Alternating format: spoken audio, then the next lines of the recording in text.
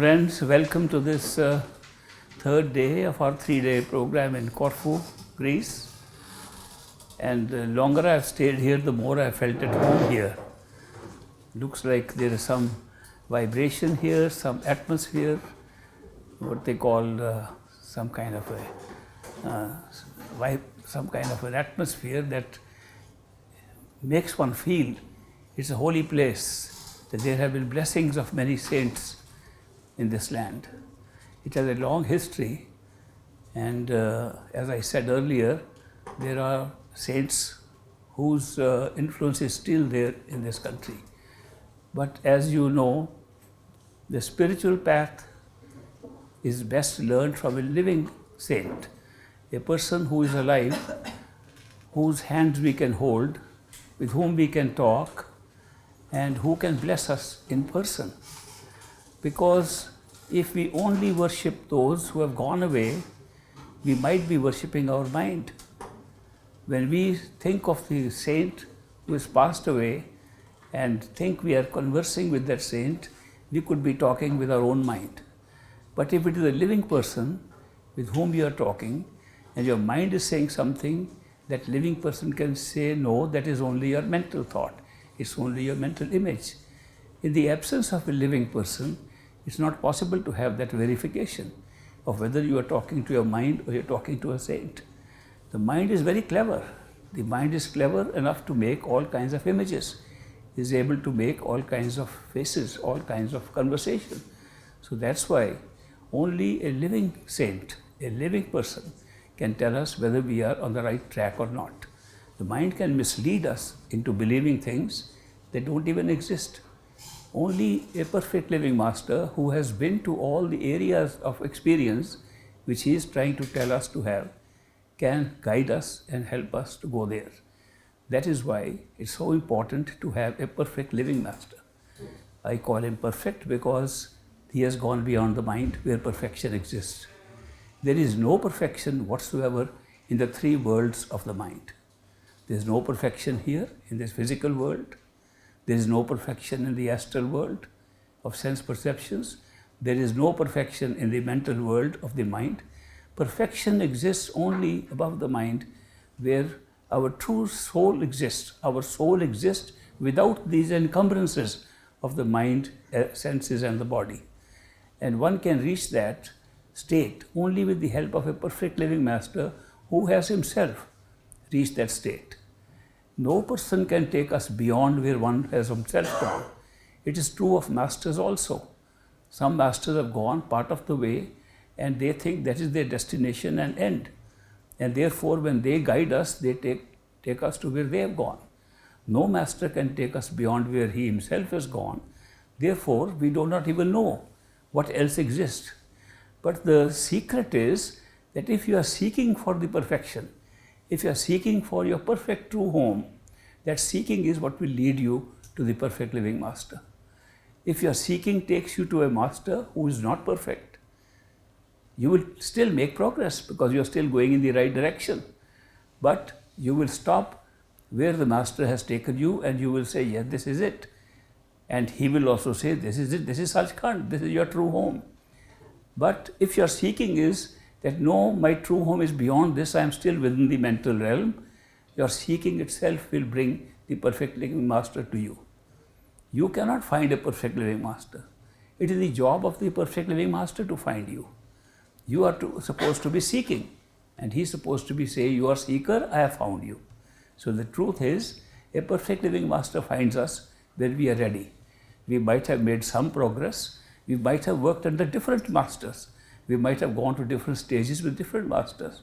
But when we come across a perfect living master, he comes at the stage when we are stuck at a particular point and we cannot go any further. Then, and our seeking is still there to go further, a perfect living master appears in our life. It's very interesting how this internal seeking can help us to get the perfect living master. How is that possible that another human being who just happens to be a perfect living master can find out where the seeker is and come somehow to the seeker by coincidence, by circumstances, and say, I am here. The reason is, the secret is that the perfect living master is not outside. The perfect living master who you are seeking is inside you at all times. But since you cannot see him, the outer form only appears with your projection, with your mental projection. The outer form appears to guide you to the inner master, who is your master all the time and who will take you back to your true home, your Satsang. That is why one should never worry, I am trying to seek a master, I don't know who is the perfect living master. Don't worry, just seek in your heart. And when you are ready, the perfect living master will appear in your life through some kind of a coincidence, some kind of circumstance, and that will make you believe, yes, this was right, I was waiting for this moment. And that will also come because the love of a perfect living master is very unconditional and it pulls us. There is some quality in that love which is not found elsewhere in the world. And it does not mean that every perfect living master is a perfect living master for everybody. There could be several perfect living masters and they have their own souls to take care of. They come with their predetermined list of the souls that they have to take back home. So it's those souls they will find, trace out, go wherever they exist and take them back home.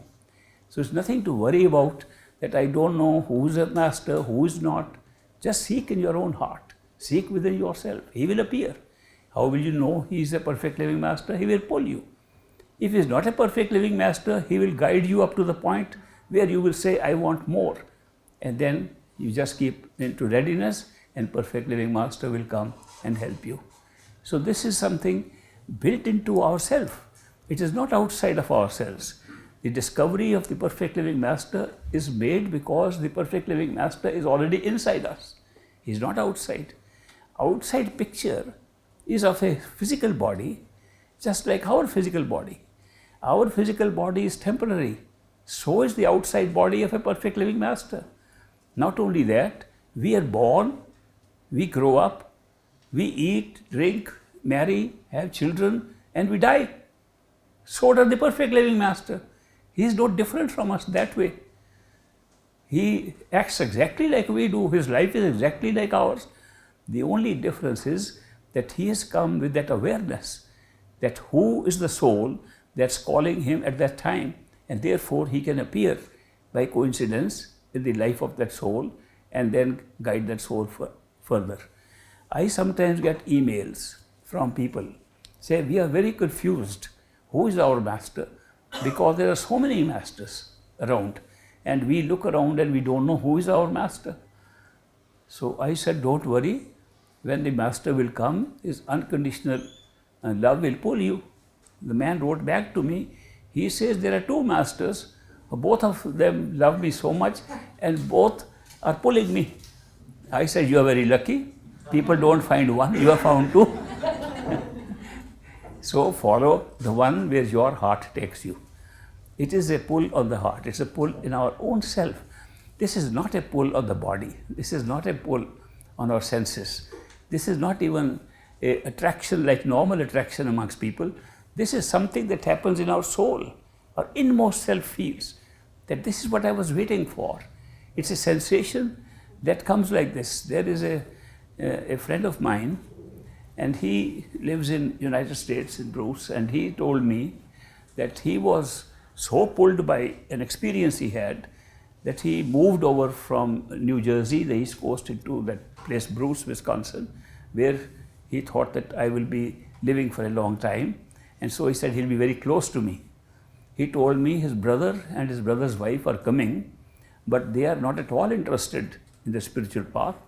And I don't know if they would like to see you or not. So ultimately his brother and the wife came, and he was hesitant to introduce them to me, saying that they don't believe in these kind of things. They're orthodox people in their own belief system. But once they met me and they came to a talk of mine, they wanted an interview. Both husband and wife, when they met me, they said, what you are saying, we have been waiting since childhood.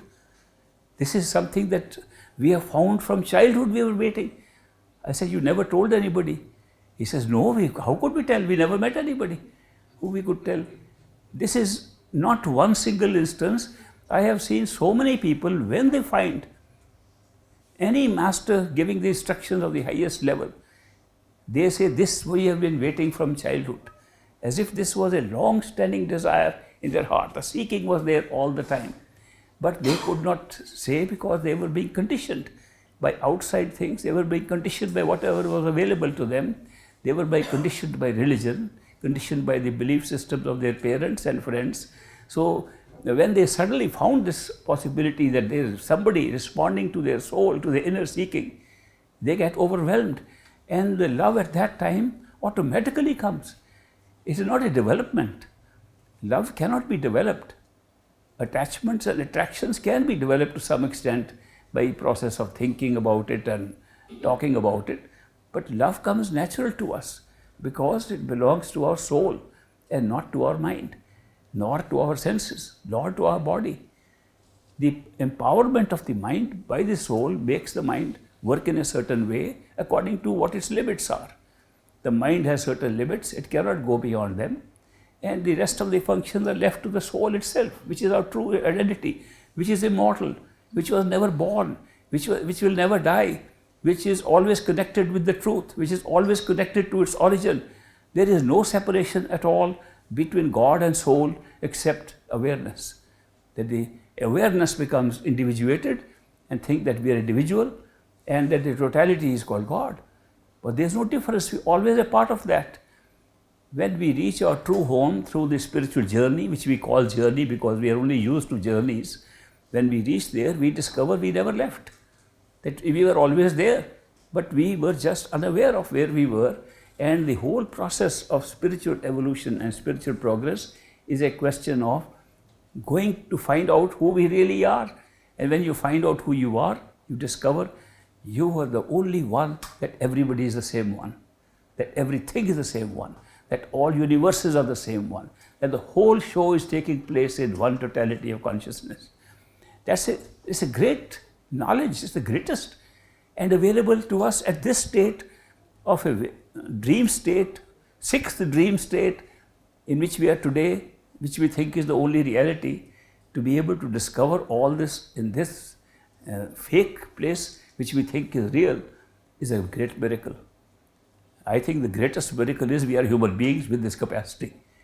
I don't know any other greater miracle than fact, as a human being, we have the capacity within this body, by just using things gifted to us like attention and power of concentration and imagination.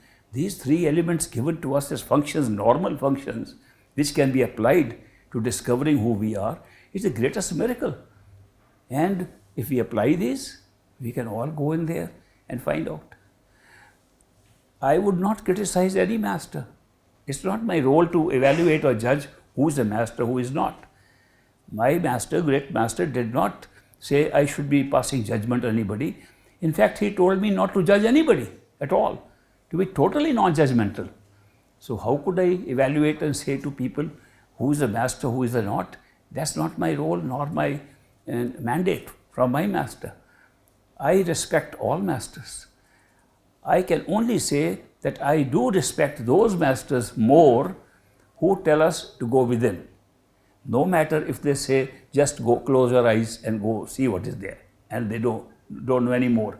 Their direction is right. They give an indication where the truth lies.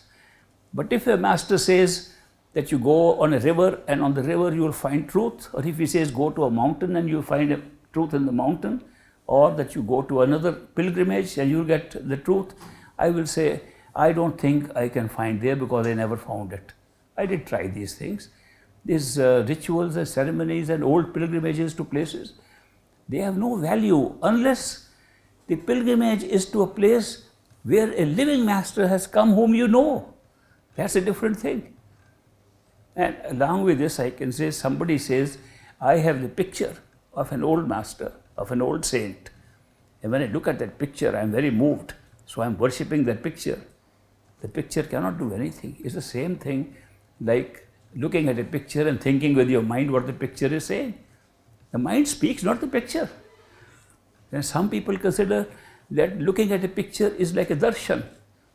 I mentioned earlier about how powerful experience of darshan can be looking at the face of a perfect living master is a totally different experience than looking at a picture. It's even different even if the picture is a video, even if it's a YouTube video. It is not the same thing like looking at a perfect living master who looks at you. Therefore, the picture is not a substitute for a master. But if you have seen a master, remember him, and then see a picture, then that picture is very valuable, because by seeing the picture, you are remembering a living master. Then that is, remembering the master from a picture is like darshan, but not the picture itself. The darshan is always of a person whom you have actually seen in physical form, in your own form. Then only it becomes darshan. Of course, people wonder what's the advantage of having darshan.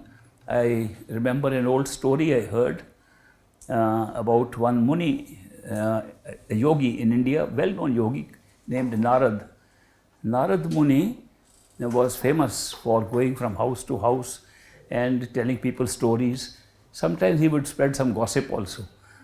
So he became famous for that also, that he can put one against the other by telling those kind of gossips and stories. But otherwise, he was a great follower of Brahma, the creator, and used to meditate, and he could even manifest a picture of Brahma, the creator, in his meditation, and could talk and have a conversation with him. So one day, Narad Muni was walking around and he saw a crowd of people running. He said, "Where are you running?" He said, "Oh, a master has come and we are going to have his darshan." He said, "What does that mean, to have a darshan?" And people said, "Don't you know, darshan means looking at the master." He said, "What can you get by just looking at a man? That makes no sense, to just looking at a man." He was puzzled. Why so many people are running just to look at a man? No matter how high that man might be, but how can looking at a person help anybody? So he went into meditation himself and manifested Brahma in his manifestation and said, "Oh Brahmaji, oh Mr. Brahma, I would like to know what is the advantage of having darshan of a person, however saintly or however high he might be, just looking at his human face." And Brahmaji told him in his meditation, "Oh, that's a very important question. I think you should go to a village. There is a pond there. In the pond there is a snake. The snake is standing with his head up. Go and ask this question from the snake. He will give you an answer." So he was a little puzzled that this is the kind of response from Brahmaji, but he went to the pond and he saw a snake there and he said, "Mr. Snake," I'm just translating, so you see. He said, "Mr. Snake, what is the benefit of having darshan of any master?" And the snake looked up at this man, dropped his head and died. He could never answer. He was a little surprised, so he went back into meditation and manifested Brahmaji again and said, "Brahmaji, I went to the snake according to your instruction.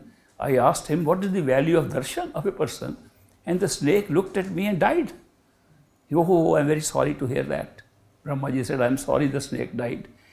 Now you go to another village. It's far away, but when you reach there, you will find there is a goldsmith living there, and in his yard there is a parrot in a cage. Go and ask this from the parrot in the cage, what is the value of a darshan?"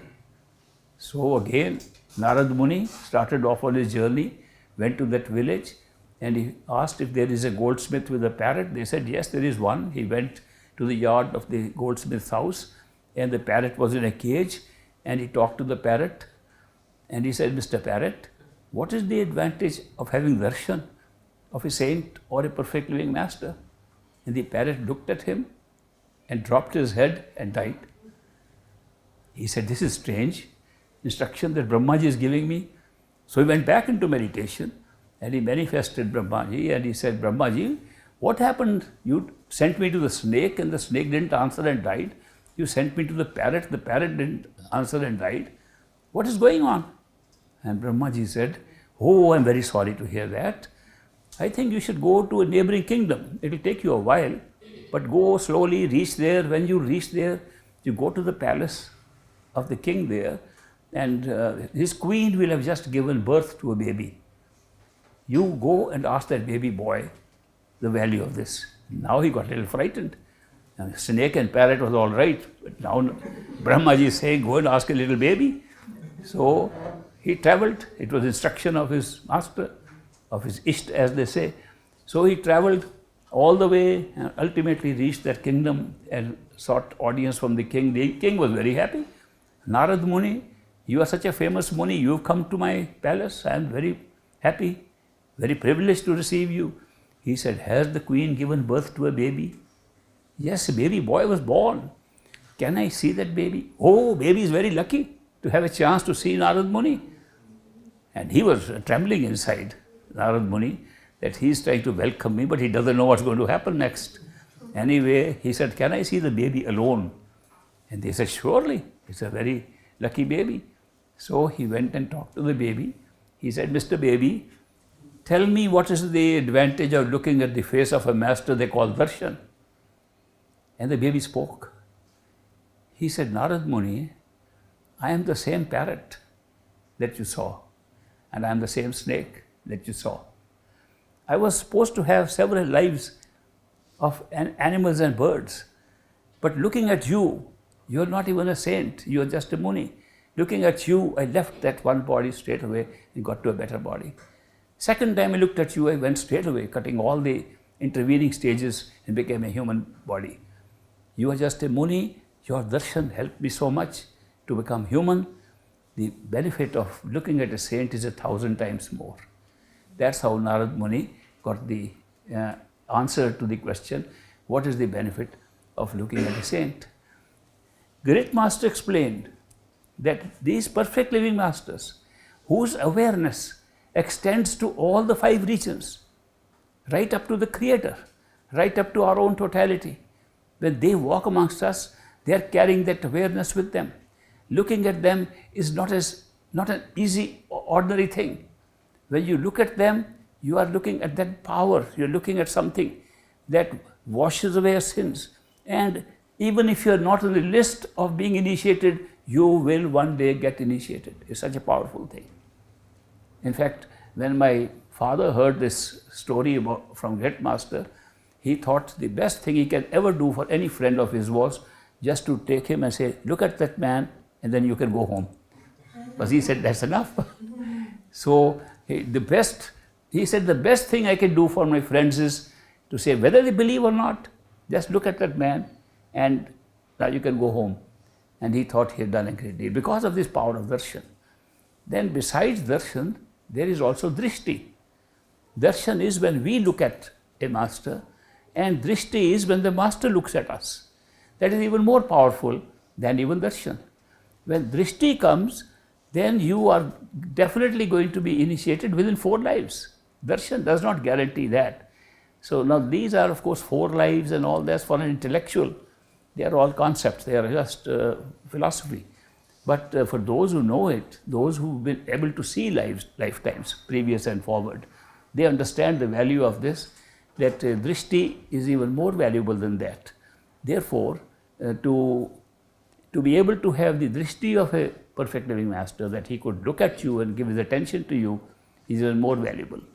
These are stories told to us to illustrate a point, that we are meeting somebody who is expressing a radiance of power which we may not be able to see here.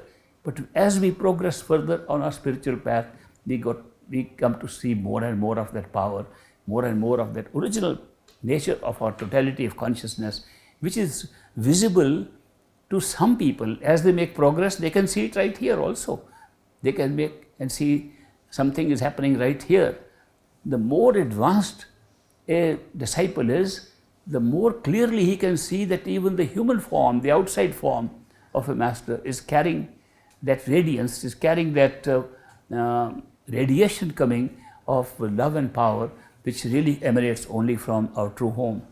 So it's a very useful thing to have the darshan and the drishti. Most powerful thing is to be able to spend more time with a master. But you know, it's not easy to spend time. We have obligations in life. One person coming from the United States to see the great master, he asked him this question, Master, how often should we see the master? to get some good benefit. How often should we attend his discourse and see a master? Great master said, well, the best thing would be if you can see him daily. He said, but master, supposing somebody is living far away, is not living the same place as the master, he says, then once a week should be okay. He said, master, what about people who are living at longer distances? He says, well, those who are living very far away, if they come once a month, it's fine. He said, what about people living overseas like United States? He said, if they can see a master once a year, is good enough. He said, what about those who cannot see him once a year? He said, they should wait their turn for another life. That's what he said. I told this story to one of my friends in the United States. They booked their tickets for the next 5 years on a daily basis, on a yearly basis. So, why is it necessary to attend satsang and to attend and have the company of the master? Because when we are not with the master, the way this world is functioning, the way we are functioning in this world, the way our obligations are in this world, we get swayed away by daily events. We get swayed away by our obligations on a daily basis. We tend to forget. We tend to forget what is more important for us.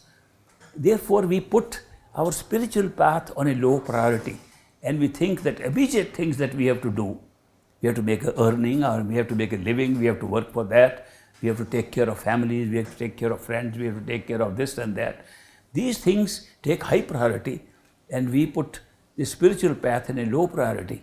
But every time we go and attend a discourse or a satsang, we are remotivated, and we feel, no, this is more important than we thought.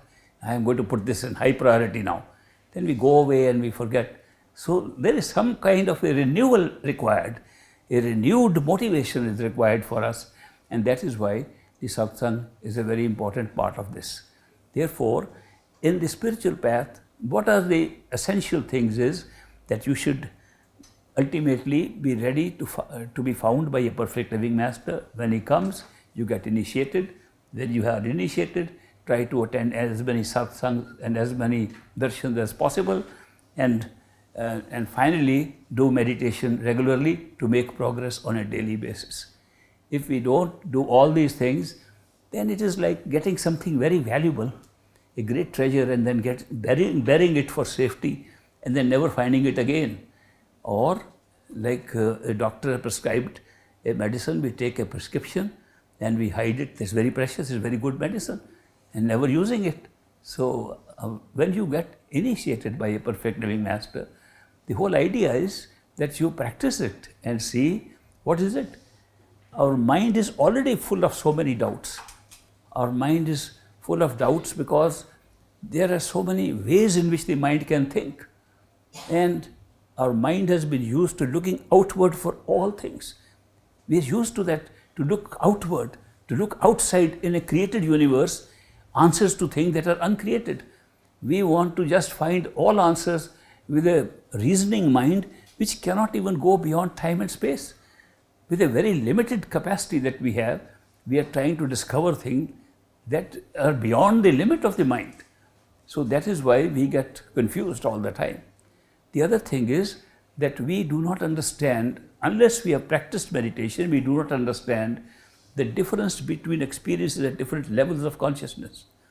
Therefore, we combine them, reading from books, and we think there are a lot of contradictions in the books. So the books, the same book has contradiction.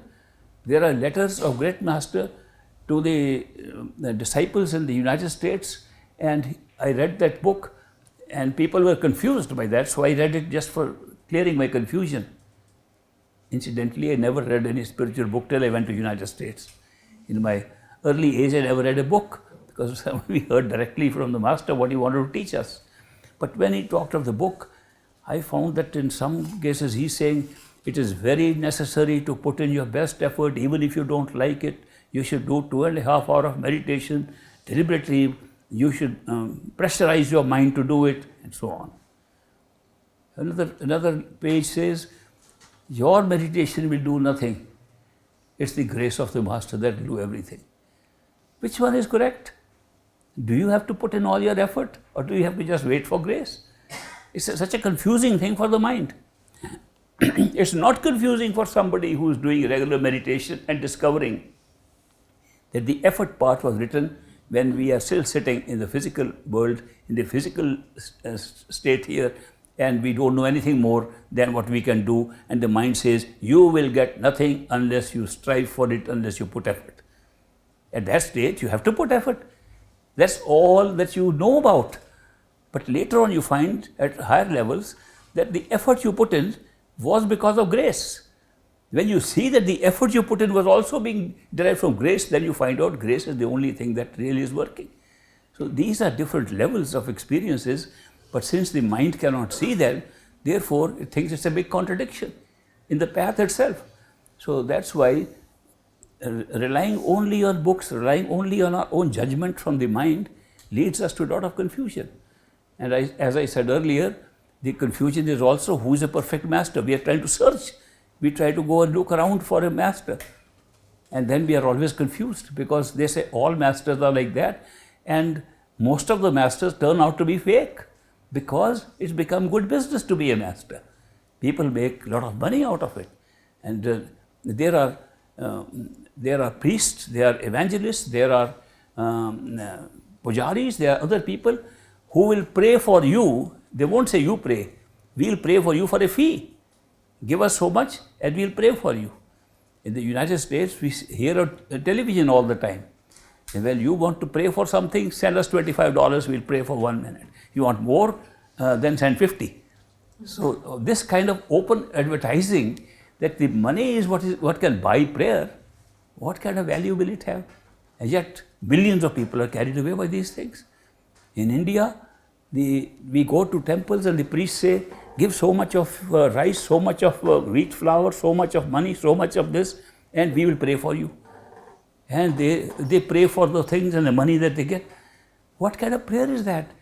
None of them say, you pray, you'll get the benefit. You do meditation, you'll get the benefit. We'll do it for you.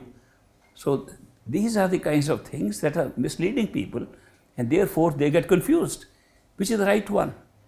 Then people are confused by roles played by different powers, energies in us, and we begin to worship them. We call some of those powers as gods, and their gods are sustaining our system, gods are sustaining our awareness, and we begin to worship them. They are supposed to be serving us. People begin to rely heavily on their own minds, thinking that the mind is the only resource they have, and there's nothing more than that, and they get completely tied down in the conflict and doubt that the mind creates. These are things that are happening all the time. Therefore, it's grace that comes to make us think, no, there is something beyond. It's grace that makes us put an effort. It's grace that makes us do. At the end, we find the whole thing was grace. From here, it thinks the whole thing is effort. There's no contradiction in the two. When you know that and you read the book, you find there's no contradiction. They're just talking of two different levels of experience. So that's why it is not necessary to come into the company of a perfect living master. Spending time in the company of a master is much more valuable than any amount of meditation on your own. What does one of the saints, very famous saint of India, Kabir says, the company of a saint for one ghadi, which means a time frame like an hour and a half.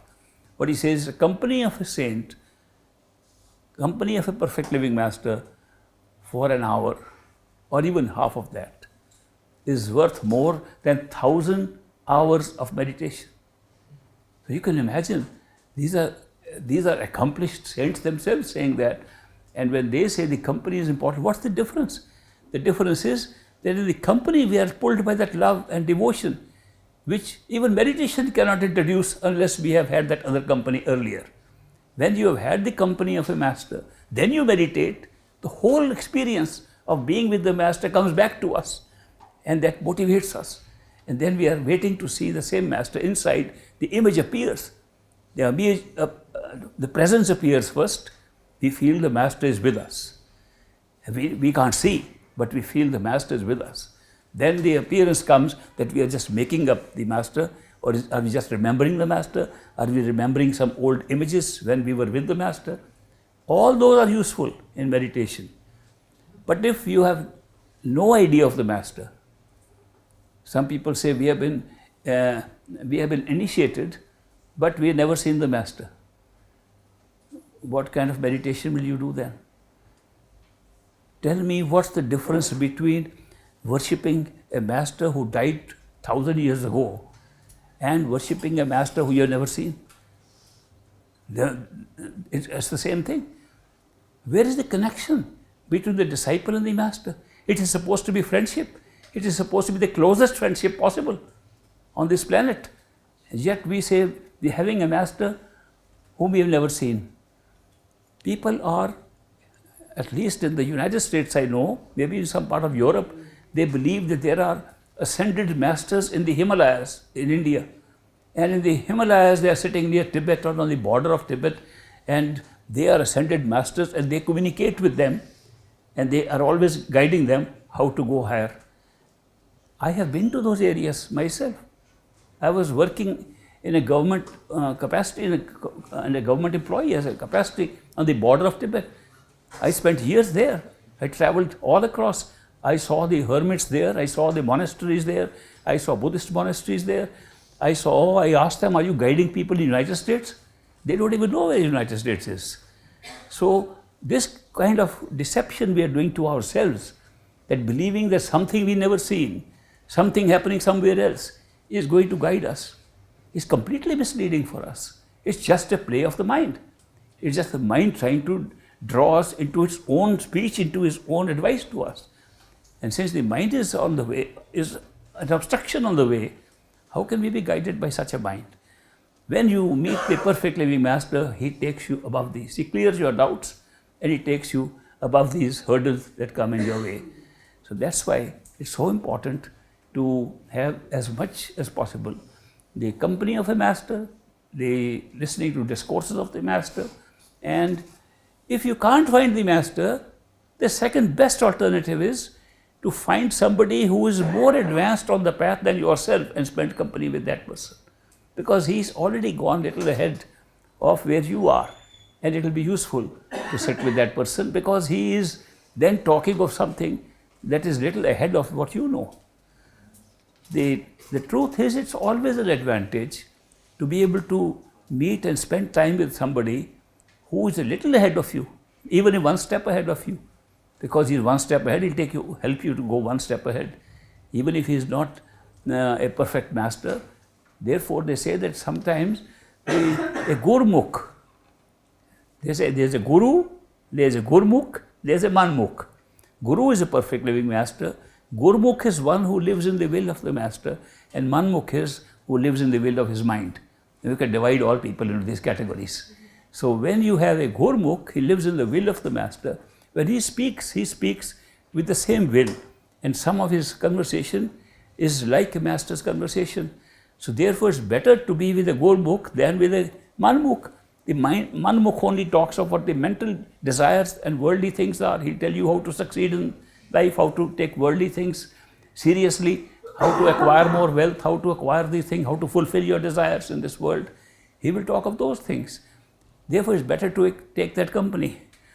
When great master was still a disciple of Baba Jamal Singh, his master, he said to Baba Jamal Singh, I am working and I go to my job. I am an engineer, civil engineer. I have to work on the roads. So a lot of my time is taken away by my work. I don't know when I can meditate. So great master got a reply from his master. Baba Jamal Singh said, it is not necessary to give up your work in order to meditate. You should treat your work as if you are doing work for the master. Instead of saying, I am working to get my paycheck, I am working to get my wages, say, I am working for my master, master gives me the wages, I am very happy. Instead of decrying that you don't have time, say all the time, whatever I am doing for master, I always think, master, this is you for whom I am doing. You are meditating all the time, even when you are working. Then he gave a little program for the day. He said, when you get up in the morning, rise early, and if you are still sleepy, take a nice shower, especially cold water shower. It will help you to be more awake, and then sit in meditation. Try to spend as much time as you can, about 3 o'clock to 5:30. Spend that time, and then get ready and think of the Master who has just given you experiences in meditation.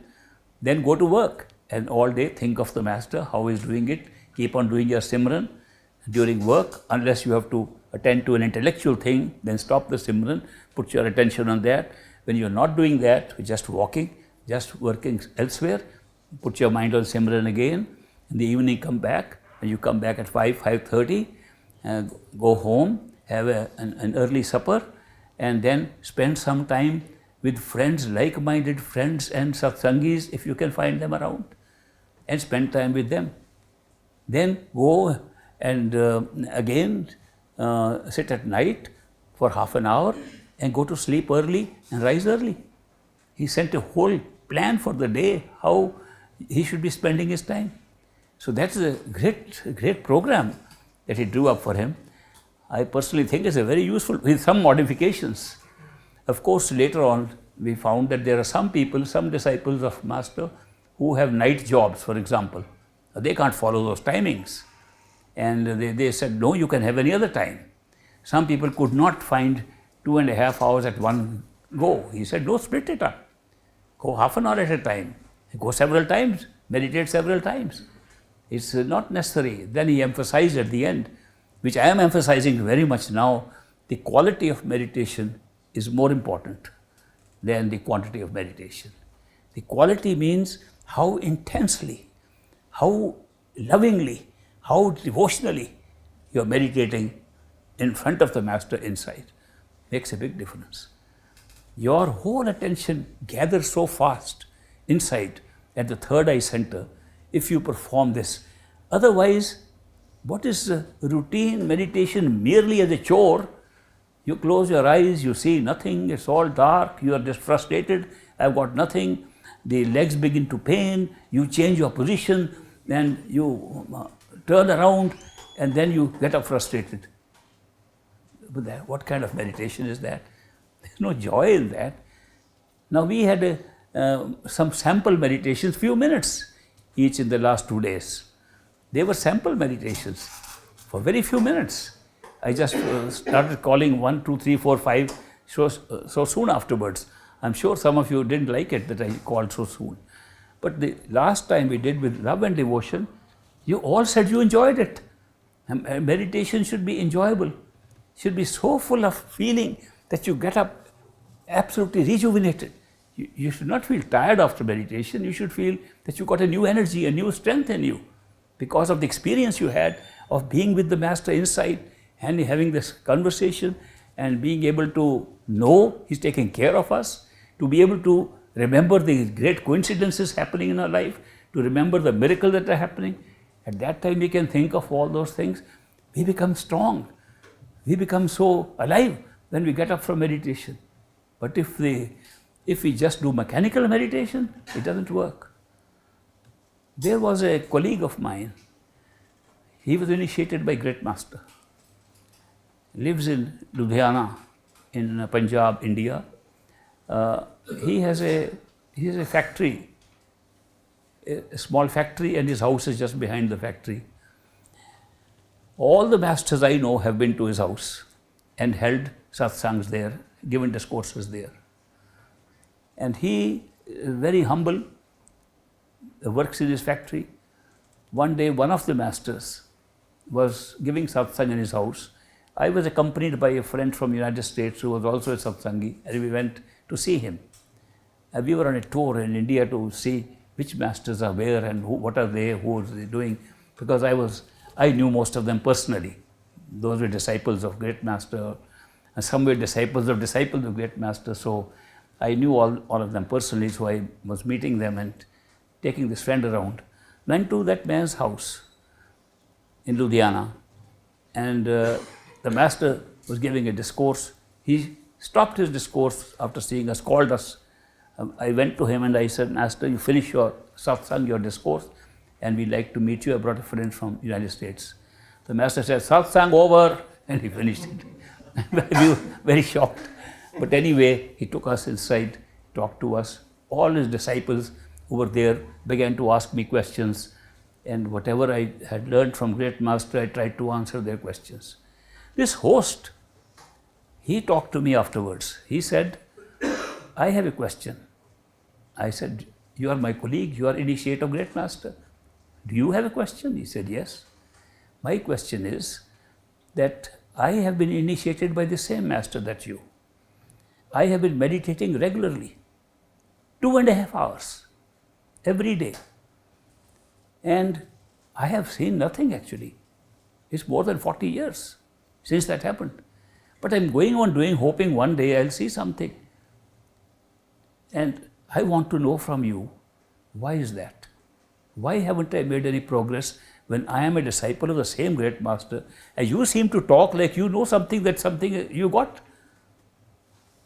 I said, why didn't you ask this question from your master when he was alive? Why didn't you ask this question from all the other masters who visited your house? They would have given you an answer. He said, I did. I did ask my master. And he said, he smiled and he said, do your meditation with love and devotion. I said, what happened to the other masters? They said the same thing. Do your meditation, love and devotion. I said, then it didn't work. He says, no. I said, how can I answer when the masters have given you an answer? He said, no, because you're giving answers to others. I noticed, that's why I'm asking. I said, I don't give answers myself. I have a method, a secret method, and that is I consult my master inside. I say, what should be the right answer? And when the great master gives me the answer, I tell them, they think I am giving the answer. He said, go check with the great master my question and give me an answer. I said, great master doesn't give answers like that. He takes time to give answer. He says, how long will it take? I said, for a great question like this, he might take about 6 months. Anyway, I had to come back to United States, so I left him at that. After 6 months, I made another visit and met him. I said, I got your answer. The answer is the same that all the masters gave you. The answer is, do your meditation with love and devotion. The missing part is, you did your meditation, missed out the love and devotion. You made meditation a mechanical exercise. You made meditation merely closing your eyes, repeating words. Nobody's ever got anything with that. Nobody has seen more than a black wall in front or some pictures of their imagination or some streaks of color which can be created even by pressing your eyes. People say we see stars. I say, I knock you on the head, you'll see stars. That's not a big thing. That's not meditation. That's no success in meditation. I said, now do meditation the way all the masters told you. My answer is the same. Great master's answer is the same. And then he did meditation, thinking and remembering his master, talking to him in meditation, feeling he's there. And master appeared. And after 6 months when I went, saw him again, he said, I made more progress in 6 months than in 40 years. Why I'm bringing up this personal story of a colleague of mine is that we miss out this part. We try to make meditation a mechanical thing. We try to think that meditation means closing your eyes and sitting with your watch and saying 2.5 hours have passed, very good meditation. 5 minutes of meditation with intense love and devotion for the master is worth more than 2.5 hours of meditation without remembering your master. So that's why remember, this is what is going to pull you to the highest levels is love and devotion. Nothing else, not even meditation. Love and devotion eventually pulls you up to your highest level. All others can give you other experiences. But we are having experiences right here. We are having experiences in dreams. It doesn't really matter to get a few more experiences. There are disciples of great master who came to them, said, we want no experience on the way. Blind us till we are home. If we want to see something, we'll see it on the way back. There were people like that. But we who get involved in experiences only, the different kind of experiences, they can be held back by those very experiences, can be attached to those experiences and not make that great progress that is possible in a human body in the same lifetime. So the best thing is to get the best progress that you can.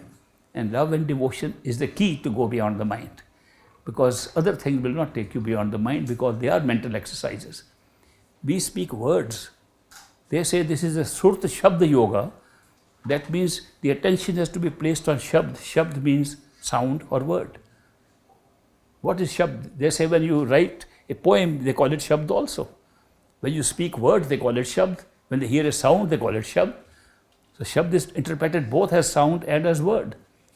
Both terms have been used. In the Bible it says, in the beginning was the Word, and the Word was with God, and the Word was God. That is the word, the same sound, the same Shabd. But Shabd is of so many kinds. There is a spoken Shabd, like I am speaking to you. This is Varanatmak, what we call a sound that makes language and can be spoken, written and heard. That's what I am using now. We cannot make any spiritual journey without starting with Varanatmak Shabd. That means spoken sound. If we don't listen to a master in spoken language, how will you do anything at all? Therefore, the Surt Shabd Yoga is put your attention on the spoken word first. Then make progress. Use again spoken words called Simran. Mantra, repetition. It's again spoken word. It's still Varanatmak Shabd. Then listen to the sound, and Varanatmak is no longer needed. The spoken word ends. When you can hear the sound alone can then pull you. That's called Dhunatmak. Dhunatmak means the expression through sound, not through words. When you reach Dhunatmak, then the Dhunatmak also undergoes a change. Then it goes higher, it becomes a higher kind of sound, and ultimately the sound is only a power, a resonance, a master himself. They all combine. Light, sound, master, they all appear one. How will you describe that now? We still have to say Shabd, because all combination, what is evolution of the sound is bringing us to the master. Then the master and the sound being one, the sound and master pull us together beyond the mind. Then love and devotion become a real expression of that sound. And therefore, we go to the highest level of Parbrahm. Yesterday was Guru Purnima Day. That means a day when we worship or pay our salutation to all the Gurus, masters. Since masters are in each one of us, I saluted all of you. I saluted the masters in you, because I said you all have the same potential because master is sitting inside you. But what do they say about a master? They say Guru Brahma, that Guru is Brahma, the creator. Guru Vishnu, the Guru is the sustainer of the universe. They are comparing the Guru with the gods. Guru Vishnu, Guru Devo Maheshwara, he is also Shiva. So all the beginning, middle and end of the creation, they say is all embodied in a Guru. Then they say Guru Shakshat Par Brahma. Guru is a Shakshat, that means visible to us. Visible to us, Par Brahma, which means beyond the mind. So they have defined the Guru with that description. They are talking of a human being with all this characteristic together. So nothing takes you to Par Brahma, beyond the creation of these universes, except a Guru with that kind of awareness. So when we want to go to that awareness, only the power of our soul, love and devotion, knowledge through intuition, that takes us beyond that. Everything else falls below that and we leave it behind. So that is why from Par Brahma, those who are very familiar with these different stages through which consciousness passes, they would know that Par Brahma has two stages. There is a lower part of Par Brahma where the negative power, time, was created. And time was created there so that it can be used to trap everybody. And the negative power obtained souls, according to Anurag Sagar, which is a conversation between Kabir and Dharamdas, his disciple. It's a conversation where he says that in Par Brahma, that means beyond the mind, there is a stage where time was created. It was created in a moment containing infinity. Now we can't understand mentally, but take it for granted that there is some terminology which says that time was created as a timeless time. There is a timeless time or timelessness there existing from where time could be created as we know it now. Then the time that was created from Par-Brahma was not the actual top part of Par-Brahma, which is part of Sachkhand, our true home. Our true home has been described as if it is we can't describe in zero space and zero time, but we can make a picture, just a picture of it. It's a picture of a vast, beautiful place with several islands, and each soul has an island. And one of the islands happens to be called Par-Brahma. It's an island of Sachkhand. On the top of the island, there is our true self, our true soul. Our true soul has that island. And below that island is the negative power called the lower part, and he operates from below that. Okay, then the upper part is part of Sachkhand. When you reach there, you've discovered your home, except you are still individuated. To grow from individuation to Sachkhand totality, they say, is a very tough thing to do. They keep on making this journey a little tougher so that all the mystics have not reached all the places. But those who have reached beyond the mind to Par-Brahma, upper part, we consider them also as perfect living masters. But in our terminology, Indian terminology, we call them Sadgurus. Sadgurus as against those who have attained totality as Satgurus. A small distinction between Sadguru and Satguru. The Sadguru has reached that upper part of Par-Brahma, and Satguru is already operating from Sachkhand totality. They both know the immortal soul. They have reached immortality. But the difference between knowing individuated immortality and total immortality. So that's the difference between the two. But between the two has been placed a big gulf, what is called Bhamar Gufa. That means the great revolving cave or revolving darkness. Now that has been made like an obstruction. It's like a hurdle race almost. Sometimes I feel that this path looks like a hurdle race. The first hurdle starts right from here. And then we have another hurdle when the first sun days comes, which is days of darkness. After you have seen light in the beginning, there is a stage of utter darkness, complete darkness. And then the second stage will appear. So there are so many other things like that, which makes it like there are some hurdles to cross, which only a perfect guru can help us to cross. The last one is absolutely necessary to have a perfect living master with the awareness of Sachkhand, awareness of totality, to take us from Par-Brahma to Sachkhand. Bhamar Gufa is described as such because the darkness is revolving. I mean, this is just an analogy. It's an analogy that there is darkness that's revolving. So if you enter, knowing, giving example, physical example, if you enter that darkness, knowing go straight, since the darkness is revolving, you come out in the same way again. You don't make any progress. The light of a soul, this also analogy, is of 16 suns of the solar system here. We have so much light of our own. Every time we go up, we find that we are radiant, light flows from us. Light is around us, light is surround light around us. The light is so strong, yet it is too dark for that light. It doesn't go deep enough to cross. The light of a great master or a perfect living master is strong enough to take us, and we revolve with this and go with that light across. So that all mystics have said is impossible to cross from Par-Brahma into Sachkhand without the help of a living master who is right here aware of that state of being, is living in that state of being while in a physical body. So that's why it's so necessary, if you want to go to the top, a perfect living master with awareness of the top is needed. So this idea of the Par-Brahma being two parts, many people don't know about it, that there is a time frame. That timelessness creates another state in Par-Brahma itself, lower part of Par-Brahma, where time can be compressed into zero. It comes down into the region of the mind, where mind does not compress it at all. The mind lays out time in a straight line. And all the events that we want to pick up from our DVDs, our destinies, are laid out on that time frame. The time frame is common for all of us. We take our destiny DVD and we lay it on. All the events of life are placed there. From there we come to the astral plane. If you are on the causal plane, you can see all the events of your life. Right here as physical beings, you can go and see all the events. Your total nature will change when you see that. Your whole idea, oh, I could do this, I could do that, will go away. All your ego will disappear after you see this was just a show.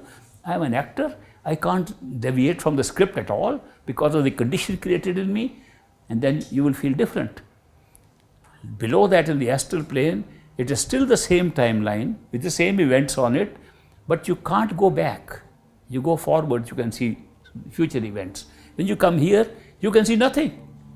You can only see what looks like the present and some short memory of the past. Everything else looks unknown to the future. And it is only in this ignorance of the future that we are able to say we have free will, that we decide what we are doing. We are unaware, we already decided it. So we operate our thinking process that I am now trying to do this, thus creating a sense of morality, creating sense of good and bad. If we didn't have this free will, everything was already there, we are acting. Does an actor have morality? Supposing an actor is acting as a good person and as a bad person. An actor is acting as a good hero and he is then given a chance to be a villain in the same play. Does he become a villain? He knows he is just an actor. He has nothing to do with the characters and their morality.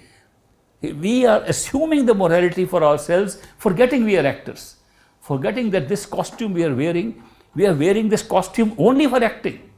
This physical body is meant for nothing else but to act out our part. And the part is already pre-written and we are guided to the script by our continuous awareness of the script, which we move from point to point on this timeline.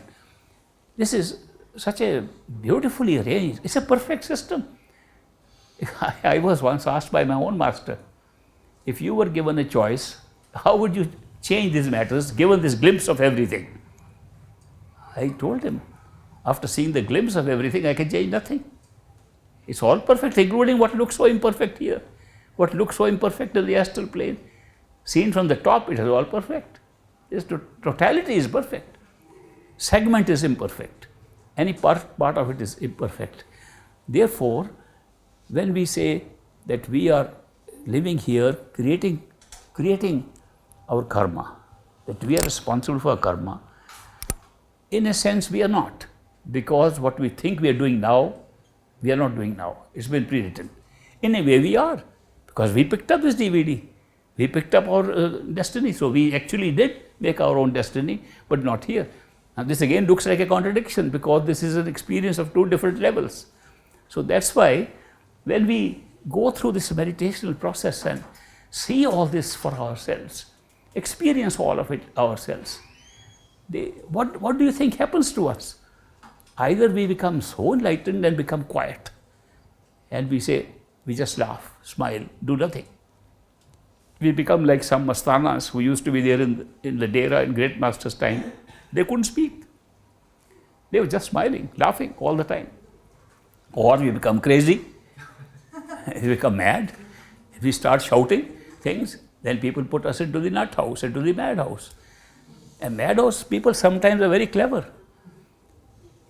So it's a very heavy subject I'm talking, so lighten it by a couple of lighter subjects. The lighter subject is, I was once in a job in India, which they call the district magistrate and collector of a district. That was a institution started by the British when they ruled over India, still maintained today. One person was put in charge of a district of 1 million people and in that particular area, and he was responsible for everything that the government wanted to do there. All departments, everything reported through this one man. I happened to have that position one day. One of my jobs was, apart from being a magistrate, a judge, and sitting in my court, one of the jobs was to go to the prison house. Part of the prison house was for convicted convicts and part of it was for non-convict, non-criminal convicts, those were convicted not because they had committed a crime, but because they had done something which was danger to other people. So they locked them up. Some people were mad.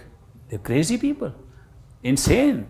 They could attack people. So there was a law providing to lock them up in order to prevent injury to other people. But sometimes these local officials would cleverly use that provision in law to lock up their enemies. They say, oh, this guy is standing in election against me, he is very crazy, I put him in, just to win the election. So one of my jobs was to go and check out that no hanky-panky is going on in this process, and only genuine mad people, insane people are locked up. So once I went to this prison in my district, and I was standing in the front of the bars where they were locked up. And one man came very straight to me, and he stared at my eyes. He told me, you think I am behind bars? No, you are behind bars.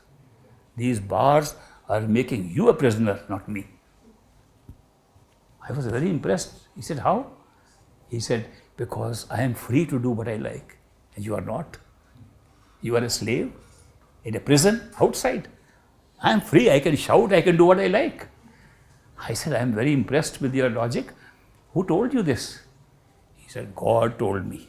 And he pointed out like this, God told me. When he said that, there was another prisoner clinging to one of the ventilators up there. He shouted back, I never told him. So, we had strange experiences in those days. Anyway, I'm just telling you how people, some are looking so wise behind bars, and they say that there is some kind of insanity where some part of the brain functions so well, you are super intelligent, and in everything else you are totally dumb. So when that happens, some actions are very insane actions, and some of the intelligence is remarkable in such people. So this is an example I had in my own experience. All I want to emphasize is that on this path, if you are doing steadily, you will neither go insane, nor will you be quiet, but you will control the experience that you're having. Therefore, one should have this experience step by step. What great master called darja ba darja. He said you should have this experience darja ba darja, stage by stage, step by step, and not try to say, I am impatient to go back home. I am patient because even if you go to causal plane and see how things are working out, it will be a very big shock. We are not used to that. We are used to this reality. We are used to thinking this physical world is the only reality. And to see something that breaks up this notion is too shocking for us. But when you see step by step, under guidance, under regular guidance of a master who tells us exactly what to expect next, and when to expect, and when he can put a blinder on us so we are not shocked, but still have the experience of, like I explained yesterday, like Baba Jaimal Singh experience of feeling so much love and missing a master without being able to see. All those steps are arranged to go step by step so that the path homewards becomes enjoyable. That's how we should use this. I have shared these experiences with you, not with a view to teach you anything. There are books to teach you everything.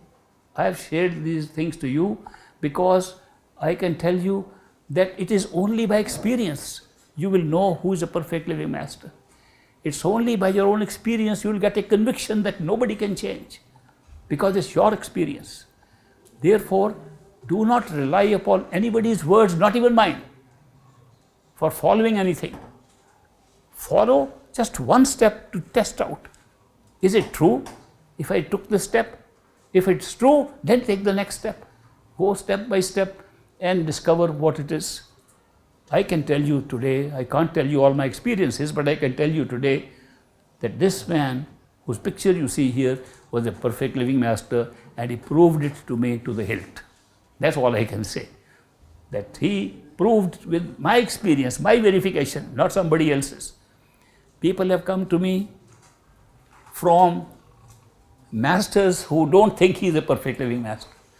They used to come to my office when I used to work and bombard into and say, you are following a master who was not even initiated. His own master was never initiated. The whole truth lies somewhere else. Real masters are somewhere else. Better come there. And I said, I don't know who those masters are. I don't know whether he was initiated or not. I don't know whether his master was initiated or not. I only know what he said, he proved within my experience, not somebody else's. How can I ignore my experience and go by somebody else's experience? There's no equivalent of your own experience. That is why on this path, there is no scope for blind faith. There is a leap of faith for one step only. Don't believe the whole story I have told you. I used to feel, when I was a young teenager, I felt any clever man can make up the whole story. One can set up this whole business and a whole category of levels and so on, and it may all just be big old story. I didn't take it for granted. I didn't say this all exists. Nor can I even today say that the way it is structured to be explained to us, it doesn't exist like that. It's very different. It's just a way of explaining things. First of all, there are no ups and downs in this. We think the stages lie one above the other. That's not true. But for explanation, we say, yes, this is a physical stage, the astral stage. We draw charts, and the charts we put up all the stages. Here you are going up from this physical to astral to this, as if there's really levels up in the sky somewhere. There is no such thing as levels. What is happening is go within and within. It is going within yourself, within consciousness itself, within the layers of consciousness that's creating experiences. Something very different, but very difficult to explain. So that's why all these other artifacts are being used just to explain something, analogies, stories. Here, Kabir is trying to explain the whole of creation in Anurag Sagar, ocean of love. And he's trying to explain how creation took place. He says, once upon a time, where there was no time. Once upon a time, there was Satpurush, and he was composed of so many souls, and he had 16 sons. He had 16 children. Great to hear that there is a birth and children there, and that ultimate totality. It doesn't make sense, but as a story, it's nice. Then those 16 sons, some were very good. The top one was called patience. This fifth one was called passion. And the passion was the one who became the negative power. And he came and he prayed. How did he pray? He put his leg in the water, prayed for so many yugas. He prayed for millions of years. He was praying there, give me souls. And ultimately, Satpurush, the father, relented. He said, okay, you've done a lot of meditation. Here I give you a bunch of souls. And he sent the first lot of souls. Then he said, now I've got the souls. Now I'm going to make use of them. He said, but I need power also. Souls are not enough. I need some power. So Satpurush sent a power, Shakti. And Shakti was, of course, a woman. Power is always a woman. I suppose even in such anyway, a woman comes down, and she's a very beautiful woman, and she's wearing nice jewelry, and the anklets there, they say chan, chan, chan.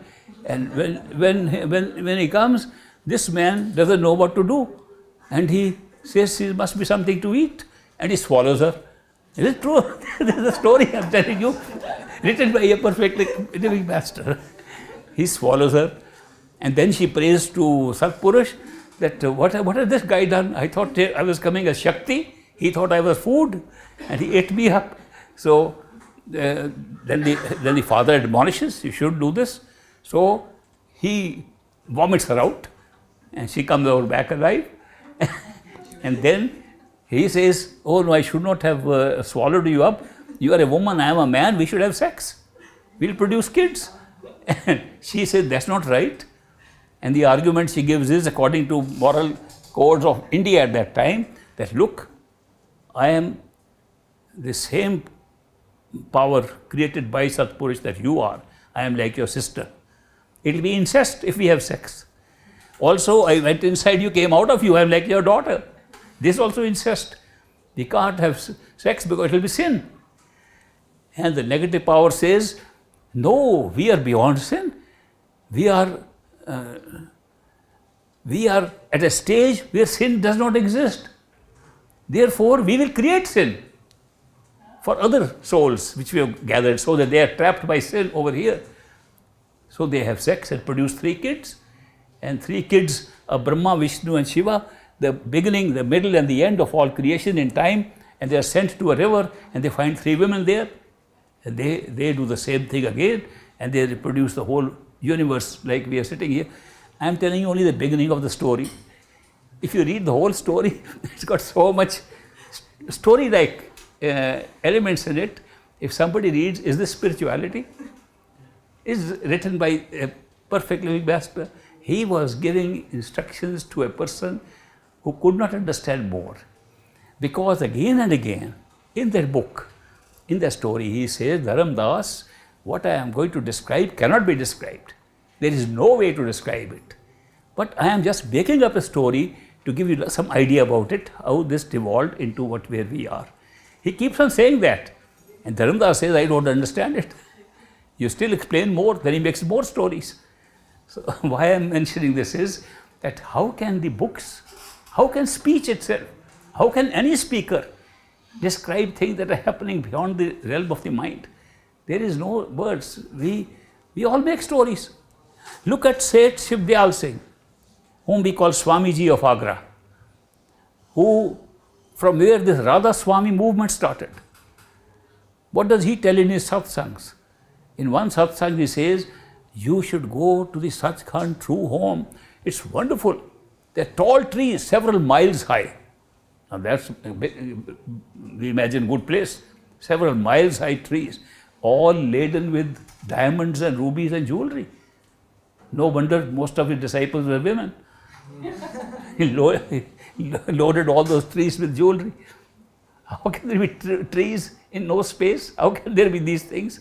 Just a way of saying it's a very attractive place. It's not like what we are. It's not a duality. It's not where we are living now. It does not conform to the concepts we have here. It does not conform to the experiences we have here. And there are no words to say so. So we make stories. They've all made stories. That when does it not become a story? When you go within and experience yourself. The only way to know what is behind these stories is to have a personal experience, and then you will know what they were referring to. And that there is no way you can even tell anybody without making a story. The experiences do not have a parallel here. And that's why we go and tell stories to people and try to tell them what they are going to expect. This expectation business is something of a good thing and a bad thing. I'll tell you why. We all expect things. Supposing we did not expect, do you know we never have a disappointment? What causes disappointment in life is expectation. Can we lead a life of no expectation? Perhaps on the spiritual path we can. If we live what we call God's will, Master's will, higher power's will, our own higher self's will, and not the feeble will we have here. If we live with that will, which I will tell you how we can discover, live with that will, there is no expectation left. We go with the flow. This was a very common phrase people used when I went to the United States. Go with the flow. There's some new generation had come up with the theory, go with the flow. What was the flow? The flow was go with whatever is happening. Don't intervene with the flow of events around you. So if you go with the flow, how will you have expectations? You just, whatever comes, you take it. So going with the flow is almost like going in the will of God, because will of God has created everything. So therefore, when we do not want to use our decision making except as indicated by the will of God, then we go with the flow. How do we know what is the God's will? People say, isn't everything God's will? Didn't God make everything? How can you divide will into two parts? Well, fortunately or unfortunately, God divided it himself. He created a mind. Had he not created a mind, there would be only one will. By creating a mind which began to think independently, he allowed two wills to prevail. Mind's will, God's will. What is mind's will? And mind uses free will to decide, I should do this. What is God's will? What's already happening? Everything is happening by God's will, where mind's will is not there. That is why Maulana Rum, Jalaluddin Rumi says, people ask me, how do we know what is God's will? I give them a simple answer. If He has put a spade in your hand, He has expressed His will, dig. If He has put a pen in your hand, He has expressed His will, write. Whatever circumstances have been created around you, live with that, that's God's will.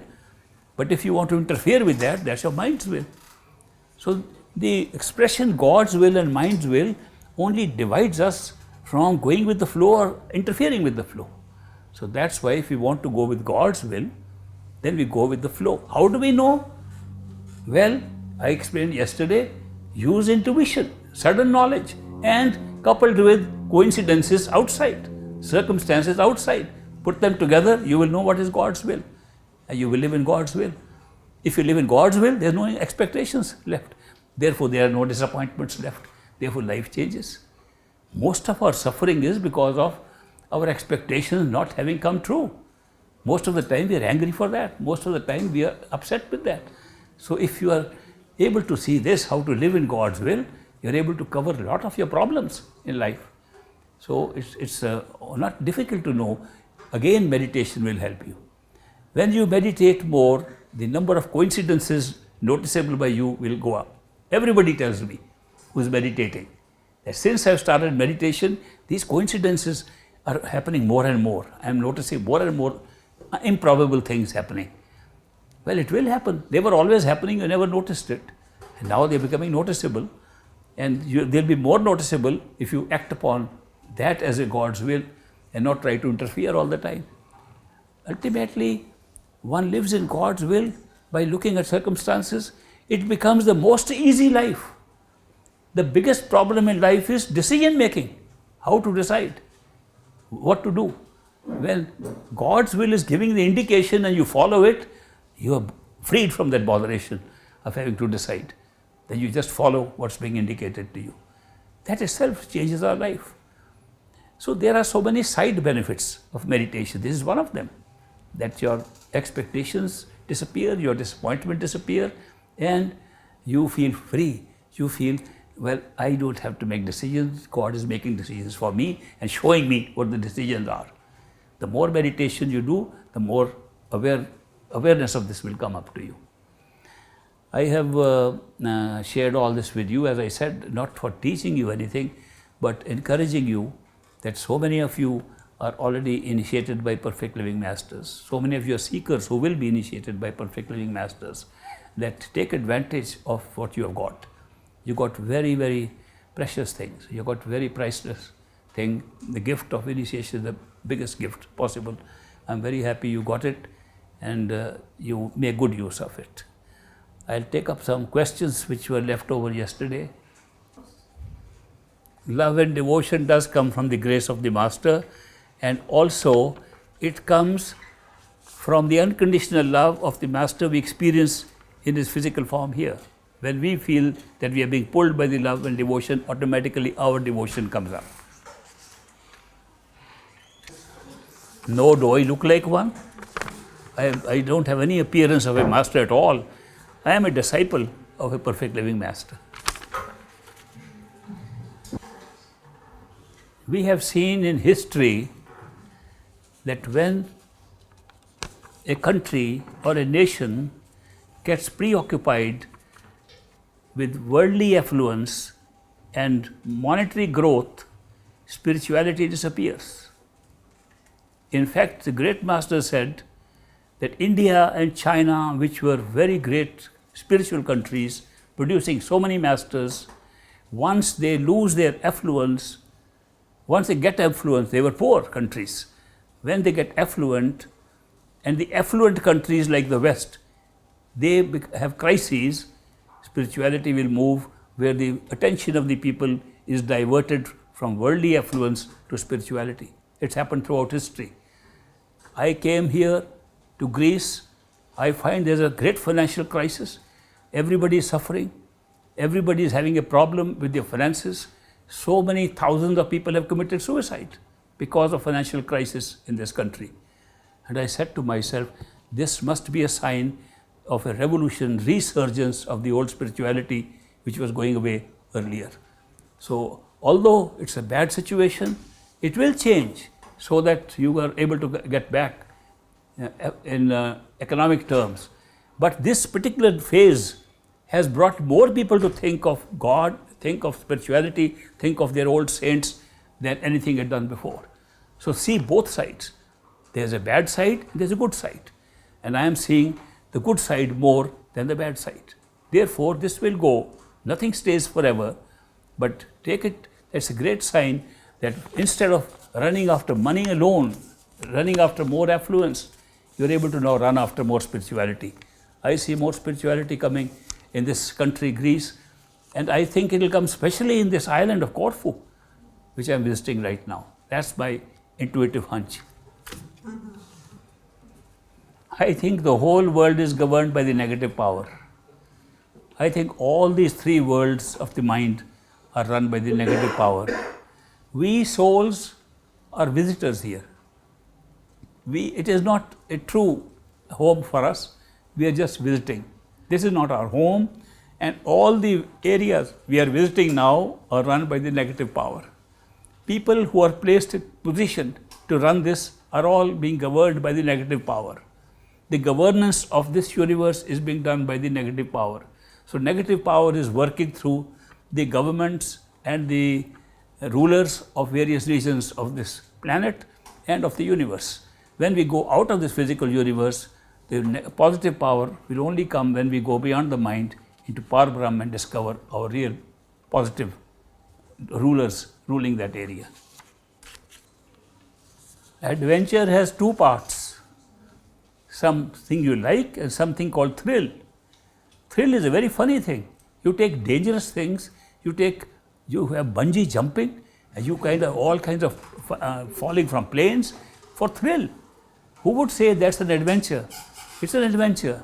Here we are taking an adventure of experiencing duality, experiencing that even the best of things can have an opposite. And by experiencing duality here, we understand and appreciate much more our own true home where there is no duality. When we go back home, we say, we are really in a great state here. We never knew that, what our state was. Unless you see the other side, you can't even appreciate your own thing. Recently, there was a young boy, he killed some people in the United States. He was rich, he didn't know that he was not supposed to kill. A judge acquitted him on the basis he is suffering from affluence. Well, influenza I had heard, but not affluenza. Because he had never seen what poverty was. He didn't distinguish between it. A person having both experiences is able to appreciate the better experience. So duality has been created exactly for that purpose. So we have an experience of the opposite. According to Anurag Sagar, again the book Ocean of Love by Kabir, he says, when these souls who have come here return, we call them Hans like swans. And he also describes how the black crows become swans in the middle by having a dip in a lake called Amritsar near Parbrahm. Then they became swans. They become true souls. When their souls go back to Sachkhand, where the souls have never left Sachkhand, who he calls Bans. When the Bans people are dancing and singing with joyfully, when the Hans return, they jump even more. And the Bans ask these Hans, what is so great about you? We are all in the same state of bliss. We are all in the same Sachkhand. And these Hans who have come from this world of duality, they tell them, you don't know what you're missing. Because you've never seen the other side. So that's why this misery, suffering is a creation. Supposing you have a dream, a nightmare, with so much suffering in it, and then you wake up, we say, thank God it was just a dream. That's exactly what you will say when you rise above, that this was a created show. It was an act that was created for us. Yes, when you meet people and you remember them, you have known them in a past life. So many people that we know in past lives, we come again and again because of our karma with them, without our interactions with them. And that's why sometimes it's like a deja vu. You remember not only People, you remember places. You say, I think I have been here before. I think I have lived in India. People tell me, I think I've lived in India. I think I lived there. I think I was once in China. How do you know? I have a feeling. I can feel, I can see things. They meet friends, you say, I must have known this person for a long time. Yeah, that is true. You knew that person for a long time. That's why that feeling comes. Yes, it is possible for a soul to go directly to Parbrahm without passing any other stage if the seeking and desire of that soul in the human body in physical level is for that. You will be amazed that we do not have desires and we cannot have free will anywhere else except here and in Sachkhand. Therefore, the only place where we can seek and desire things is here.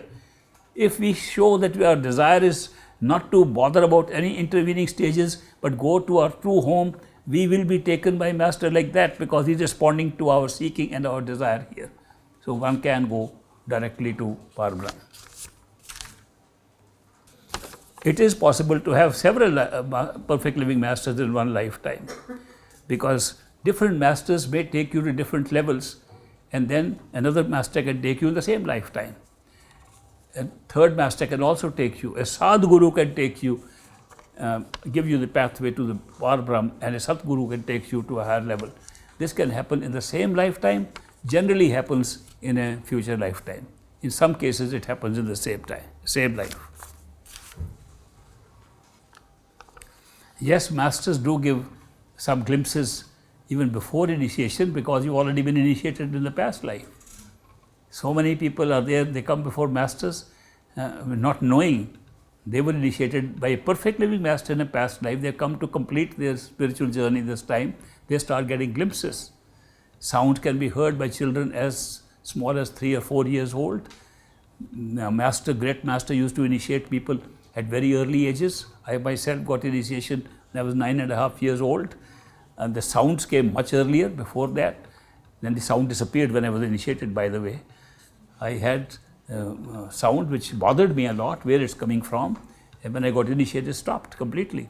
Till I went through my 8 years of skepticism.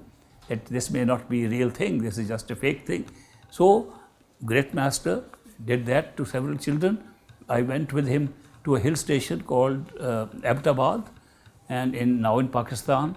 And there he initiated a group of about 20 children, small 4 or 5 years old children, and gave them what he used to call half initiation, listening to the sound. And most of them heard the sound right there when he initiated them. Not everybody hears the sound at time of initiation, but many of them did. So great master would pick out a person, he would tell them who they were in past lives and who was their master in the past life. So this is not very unusual for a master to do, to give glimpses even before initiation, after initiation, and after giving a glimpse to make you wait for 20 years. That also he does sometimes. The glimpse is given to build your basic faith that there is something there. Then you have to do worldly duties, so puts a blinder. Now continue to use your attention for karmic reason, because we are in a negative territory, we are living in a negative power. Pay your dues to this negative entity by paying off your karmas, and then when you're ready, you get the glimpses back and you know all the time you are making progress. It does that. These physical eyes of ours are a cover upon our real eyes, which are astral eyes. These eyes can have problems, they can't see, they get old, they get macular degeneration, they get opacities, they get cataract, they become blind. And so many people are born blind. But at the astral level, everybody has good 20/20 vision, even blind people. This world is an adventure and created experience. The consciousness creates experiences all the time, and that's why we have varied experiences. When consciousness is tired of one series of experiences, it just throws it away, puts another one, like a child playing with toys. When he doesn't like the toy, throws that away, picks up another toy. The dissolution and grand dissolution are throwing away the toy at a lower level or at a higher level, throwing away a game at a lower level or a higher level, and it's happening all the time. It's happened throughout creation, throughout time, that there has been and dissolution and grand dissolution of two lower levels, or all the mental levels right up to the lower part of Parbrahm are dissolved in grand dissolution. It's just a recreation of different forms of universes. Okay, now we are finished with questions that were available to her, and there is still little time which I will use for starting any leftover interviews, if there are any. If you have had your interview, that's fine. If you haven't had and you haven't given your name, you can give your name. Be happy to meet you. Thank you very much. I'll see you at 3 o'clock again. Welcome, friends, to this final session of our third day of the 3-day meetings that we had here, program organized here in Corfu, Greece. And as I have been saying, I am feeling more and more how the spiritual vibrations of this place remind me that there have been many saints and many masters who lived on this land earlier. And their vibrations have not gone away, they are still there. And sometimes a resurgence takes place after some time, and that's going to take place here. I'm very happy, therefore, I could come to this island and pay respect to all the masters and saints who actually make this place so great and made it a spiritual center. It has been lost for a while because from the spiritual traditions of this island, we have been moving more and more into the worldly acquisition of money and property. Once again, we are now in a throe of a crisis, a financial and economic crisis, which is bringing us back to the dependence on spirituality and our spiritual masters. It is not such a bad sign. Of course, these dips and rises take place all the time in our lives, in our countries. It does not mean that it will last forever. I am praying that this spiritual resurgence takes place, and also that the great prayers offered by saints in this land come back into the memory of people, and they are able to go back to the spiritual path and discover their true self within themselves, which indeed is the real purpose of a human life, to be able to find out who we are. There are many other forms of life where we can't find that. But human life, sorry for the throat.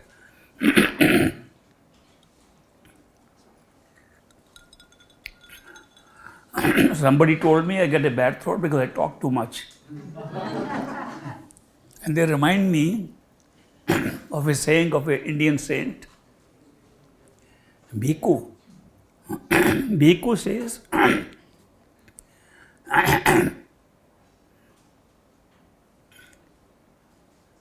he says that what is in the higher stages of life, higher levels of consciousness, cannot be explained in words. Therefore, those who know it remain silent, and those who don't speak too much. So that's why it was a good advice to me, but I have been speaking all the time. The only difference was that I spoke like a parrot, which means I repeated things that I had heard from great master. When I told this story to the Americans on my first visit in 1962, that I was like a parrot, they believed it, that I must have been a parrot in my last life. For they took me to a jungle in Florida, which was called the Sunken Garden, where there was a parrot show. And the parrots were all saying, hello. They've been trained to say, hello, how are you?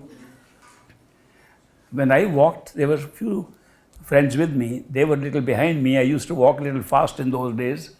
When I walked ahead, one parrot, all of them were saying, how are you? What's the hurry? This particular parrot, on my left side I saw, he spoke in a human voice. He said, what's the hurry? I said, no hurry. For a moment, I thought it's a human being there. Then I began to laugh. And the parrot began to laugh also. I've never seen a parrot laugh except that one.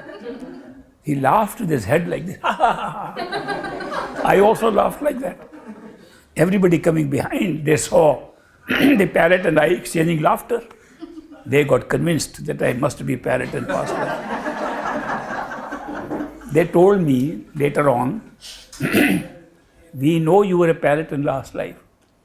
I said, no, you are making one mistake. Why not in this life too? I'm a parrot even in this life. I'm just repeating things all the time. Later on for Christmas that evening, and that very year, they sent me a live parrot as a Christmas gift. And the note said, we are sending you one of your relatives for companionship. True story. I was really surprised. I couldn't take care of the parrot. Of course, I had heard other stories of parrots. The best known story I heard was that there was an Indian merchant. He used to go to Africa for doing import and export business.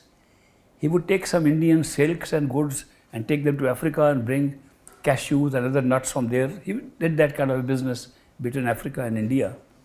Once on one of his visits to Africa, he saw a group of parrots in a little jungle where he used to cross. And he liked them. On the way back to India, he took one of those parrots, bought a cage, and brought him home to India. Next year, when he was about to go, and he had taken good care of the parrot, he fed him with the most favorite dishes of the parrot, which in India we call churi. That's a sweetened flour. You take chapati, crush it, and make sugared. Parrots love it. And the second thing they love is chilies, hot chilies. So this parrot was fed with all these nice churis and chilies and was very happy. When the merchant left for Africa again, he told his parrot, I am going back to your home country. Do you have any message to send them? And the parrot said, yes. Tell them I am enjoying my life in my cage. I eat churi and I eat chilies every day. It's so wonderful. I am living in this, enjoying my cage. So the merchant went. After finishing his business in Africa, he went back to the jungle and called all the parrots. Come on, gather here. I have a message for you. So when all the parrots gathered, he gave them the message. He said, you remember I took one parrot home with me last year? He has sent a message to you. He says he is very happy in his cage and he is enjoying the churi and he is enjoying the chilies which is fed to him. He is really dancing and singing in the cage. Upon this, one older parrot, sitting on a little branch near this man, had tears in his eyes. And soon he fell dead. He fell down and died. The merchant was very shocked and he felt sad that this parrot must have been very close to the one he took, that he couldn't even bear to hear his message and gave up his life. So he went back very sad. Then he went and told his own parrot, I conveyed your message to the other parrots at home, but one parrot seemed to be so close to you. When I told him that you are enjoying your churi and your chilies in your cage and you are dancing and singing, he had tears in his eyes and he dropped down dead. When he heard this, the parrot in the cage had tears in his eyes and he dropped dead. He said, oh foolish merchant, why did you have to convey this message when you knew they were so close to each other? So he opened the cage and threw the dead parrot out. When the parrot was thrown out, it suddenly opened its wings and flew up and sat on a wall. He said, so you aren't dead after all? He said, so isn't the other one. He only sent me a message through you. He said, if you want to get out of the cage, die while living. That's a spiritual message. So I knew this parrot story. So when they told me I was a parrot, it reminded me of the story that even parrots send messages that if you want to get out of this cage in which you are trapped, where you think you are having nice food and nice life and nice this thing, the way to go is die while living. Have the experience of withdrawal of attention to the point where you vacate the body, become unaware of the body, and open up the 10th door and see that you are more alive than ever before, that you are not dead. That way you can also know what will happen after real physical death. Anybody who can meditate to that extent can know what will happen after death. That's what happens. You can also in that state see that those who died and have not gone any further are all around you. So people say we communicate with dead people. Dead people who are in the overlap are very keen to communicate with us. They try sometimes to find a good host and get into them. They are like walk-ins. A person with a low willpower is a very good subject for a walk-in. That means a disembodied spirit, the body that has died but the spirit is still there because of the attachments to things in this world, can walk into a living person and make that person behave differently like it was that. I remember I was in Ishwar Puri, my father was there, and we had a good friend and he was living about 3 miles away. We heard that every week, someday, a spirit comes and goes into him. So I said, I want to go and see that spirit coming, how does the spirit show itself? So that man was a good friend of ours, but somehow he used to speak differently on a certain day in the week. I went that day and the man was screaming in a female voice, completely woman's voice. And I saw the man screaming like that, people just looking at with awe how this person has become a woman and just screaming like that, talking of something else, talking not of this world. So I started doing my Simran. I said, I should see if Simran works in a case like this. When I repeated the mantra given by Great Master, that person screamed, I cannot stay here anymore, I have to leave, and disappeared immediately. This, I was very happy about the power of the Simran, of the repetition of these words. Then I realized that the mantra a great master, a perfect living master gives us is not only meant to use for centering your attention in the head, it's a powerful mantra that keeps negativity away. It can keep all these ghosts and goblins and all these away. I remember that when I was young, I could see ghosts. That was before I was initiated. I could see ghosts and they would run away from me. I'd like to play with them. I thought they are like, there's a Casper the friendly ghost. I thought they are like friendly ghosts, but they were so frightened, they would run away. Later on I asked the great master, why do these ghosts run away? They say, because they know you are my disciple. I said, but I haven't been initiated yet. They said, no, you are carrying this initiation from a past life. You are carrying this before you were born. You will be initiated this time.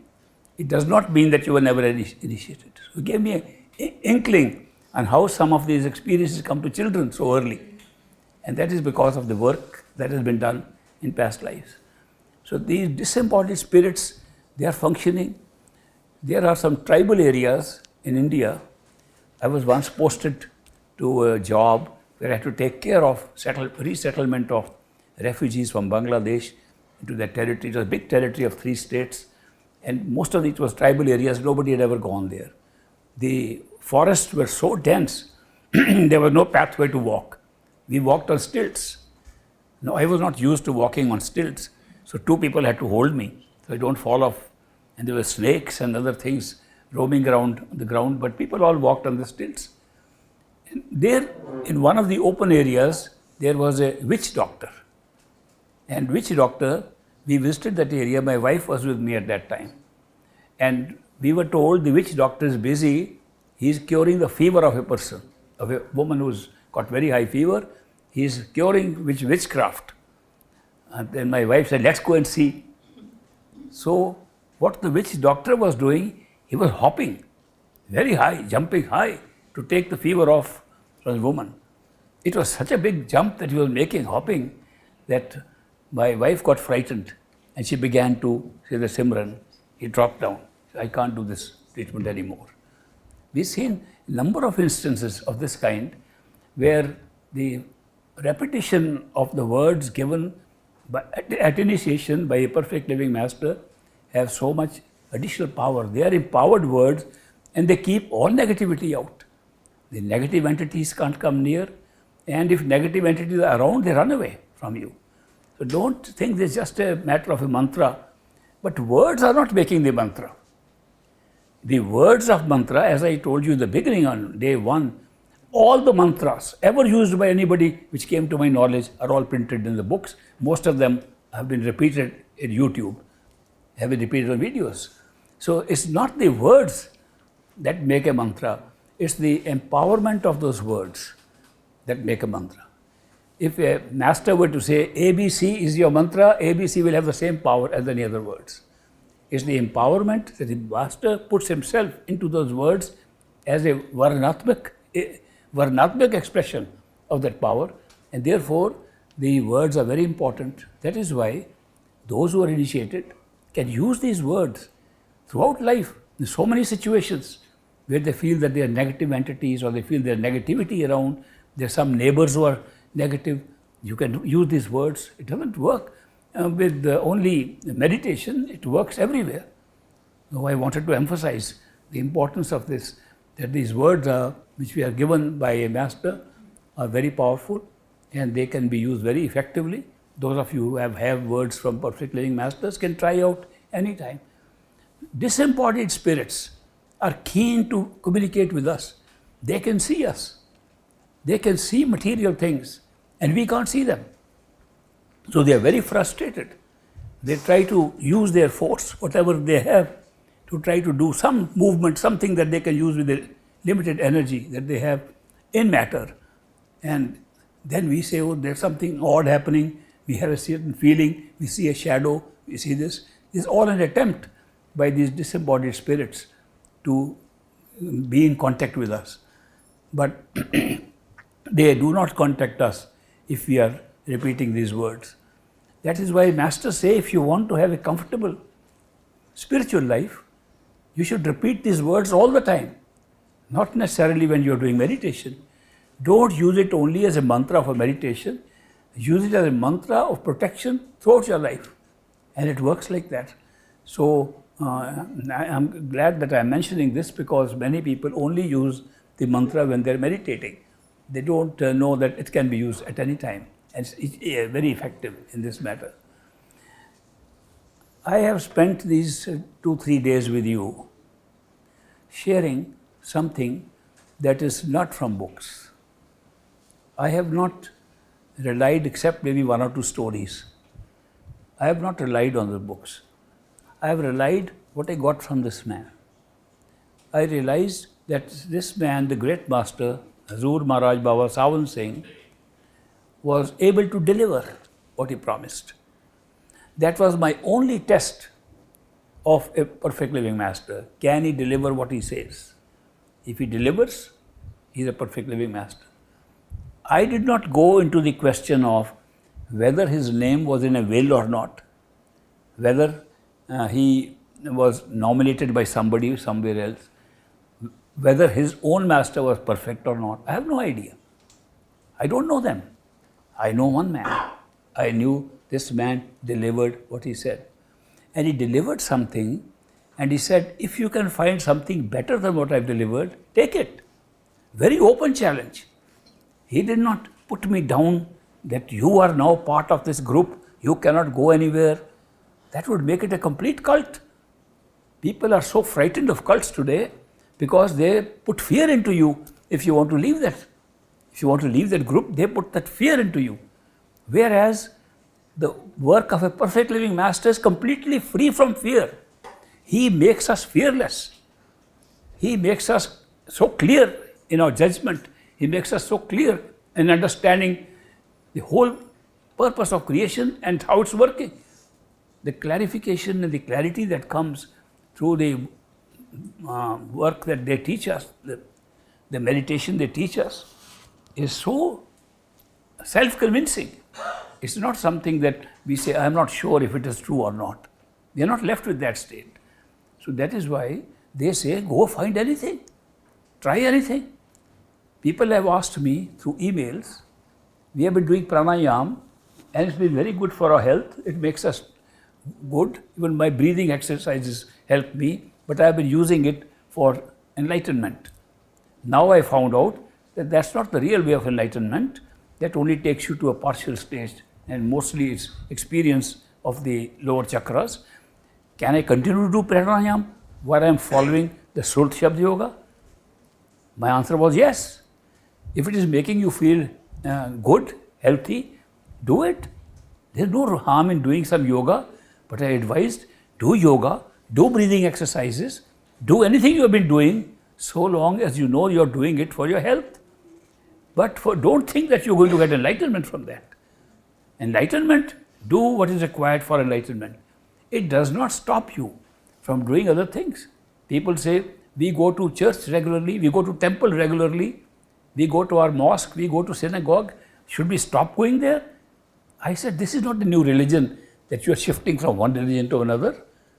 This is a way to find yourself in your own religion. Follow your own religion. Read your scriptures once again and see what it says. What does the Bible say? The kingdom of God is within you. It says, go and find it inside. How many people tell you that? People go to church and they come back without this message. They think the whole thing is external prayer and external ceremony. Why don't we go by what the original founders of religion said? Look at all the religions and all the teachings of their founders. They're all saying the truth is inside.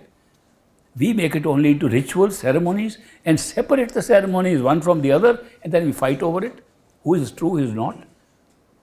I went to study in a university which is known to be a very big university, Harvard University in the United States. It's well known. And I was studying economics and I was studying development and so on. But on the side, I took a study of comparative religion. Out of my curiosity, I said, let me examine. So I examined about 18 religions, most of the major religions and some smaller religions. And my idea was, all religions must be saying the same thing. So I should find out how it is described. I found out that all the religions were saying different things about their ceremonies. How you should perform those ceremonies, they were all separate. Names they were using for the same thing were separate. Only one thing was common, and that was, this religion is the only true one, all others are false. And every one of them said this. It's amazing that we have come down to this exclusiveness, that we are exclusive. Our message was exclusive. How can that be? We are looking at a God, the creator of all. We call ourselves, all of us, and all religions say so. We are all children of the same God. And then how can we say that God's way of meeting him is only through one particular way and not any other? So it doesn't appeal to our common sense, doesn't appeal to our practice. When we practice religion, we find it's referring to all humanity. There is a very clear indication in all of them. Therefore, religion is not what we change. You stick to your religion, study it, and you will follow the traditions of the original founder of the religion saying the same thing. There is no difference, because this is not religion. This is discovering your own self, no matter what religion you have. No matter if you have a religion or not. It's equally good for atheists. A person says, I don't believe in God. I said, do you believe in yourself? Yes, find out who yourself. You can call him God, you can call him higher self, you can call him anything. It hardly matters, names don't matter. What you get is the same thing. Where you reach is identical, it's the same thing. Our destination is all the same, all the time. So it should not be taken that as a group. Don't make it a cult. Don't say, oh, we have an exclusive thing nobody else has. Everybody has the means to find himself. Everybody without exception. All human beings have the same access to their true reality. It's not dependent on where you are, what religion you follow, what group you follow. Whatever names are given, they divide us. When you give names to groups, they divide us. They take us away from the real message of these saints and mystics, which is a message for all humanity, all the time. So that is why one should not get confined, override anything that restricts you. Override and say, I am for all humanity. You only have to override while you are here. Go 3 steps higher in your meditation, you will not need to override, you will automatically find out we all are one. We all are part of the same. It doesn't take long. Therefore, it's inexperience. We don't go within, we talk outside. We are talking about spirituality outside. We're talking about our religions outside. We're living outside. And the truth remains hidden inside us. We run around looking for the truth, and the truth remains hidden inside us. So that is why, and I want to clarify that this is spiritual path is not a religion. Spiritual path does not mean that you have to give up your religion. Spiritual path does not mean that you have to give up anything. It's like an experiment within yourself. When I was at the university, a professor of psychology, he challenged me. He was sitting very in a negative way in the audience, and at the end he asked, how can you call your way of believing things as science? I said, what's the difference? He says, we have scientific studies, empirical studies, everybody gets the same results, we share it with other people. You people are hush-hush societies and you just want to keep everything. The masters don't tell your experience to anybody. How do you compare it with science? Science is empirical, science is open for everybody. I said, when you do your experiments, you are a psychologist, you are doing applied psychology. You measure things, you have the instruments there. And I know you are on the 6th floor of that building where you work, and I see your lab. And you close the doors, you close the windows. Why? Well, because if any outside breeze comes, noise comes, it upsets our program. I said, what if I say that there is no difference between your lab and this lab? This looks small on top of my head, your looks big, but maybe this is bigger if you examine it carefully. Where's the difference? I close my eyes because you close your doors, windows. I close my ears because you want to shut the doors there. Because interference is coming in the way of my experiment, and same thing is happening in your lab. You go by your results, so do we. You say, you publish your results. My results have been published for thousands of years.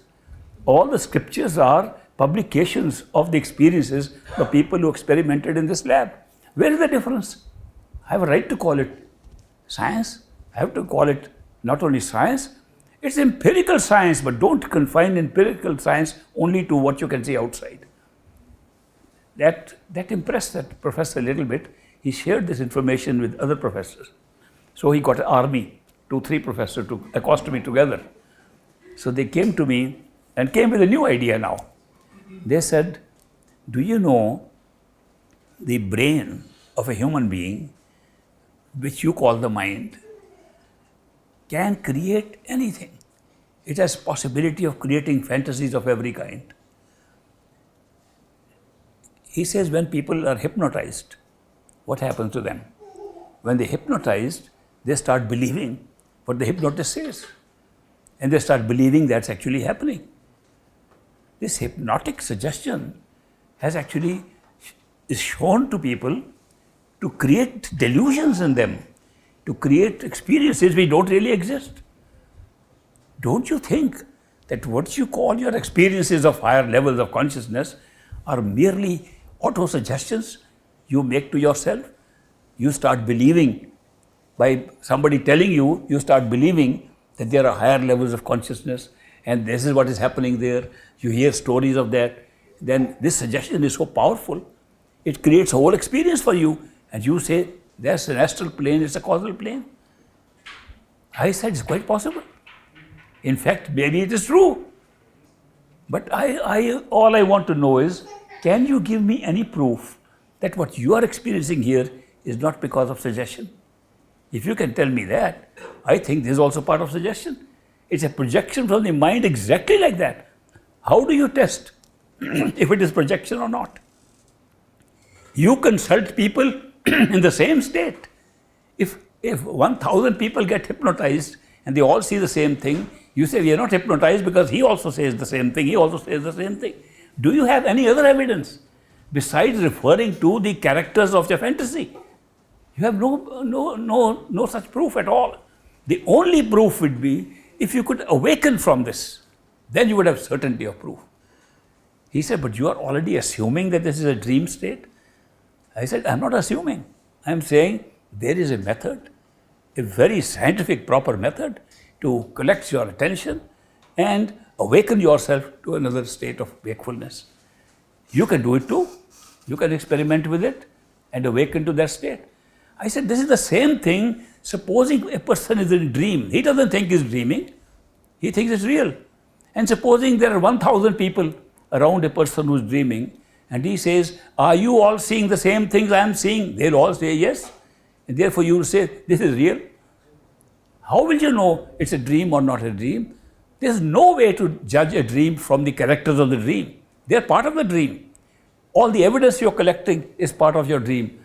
The only way to find out that it was a dream is to wake up.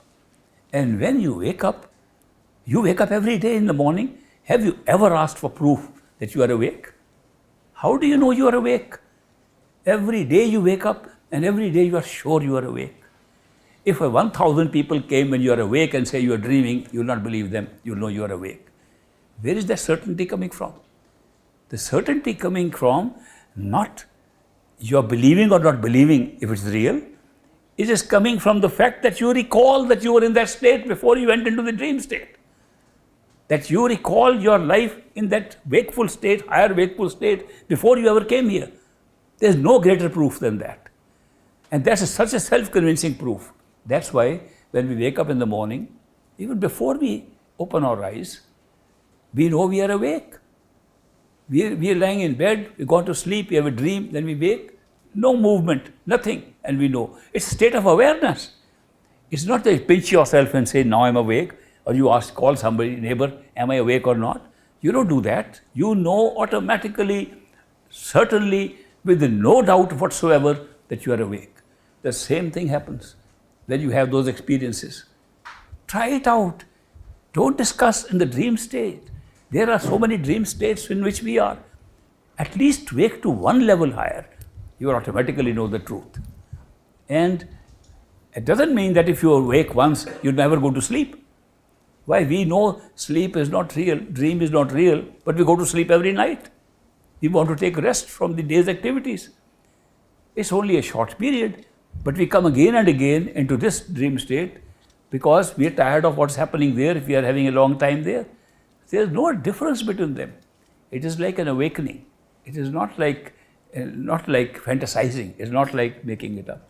I am telling you these things because after that, some of those professors, not all, became interested, got initiated, and became disciples of masters. Of course, a couple of them went into different area. Those began to use mushrooms and began to do those things. And then LSD came up, then DMT came up, and they got mushrooms from Mexico, and they said, we are having spiritual experiences from them.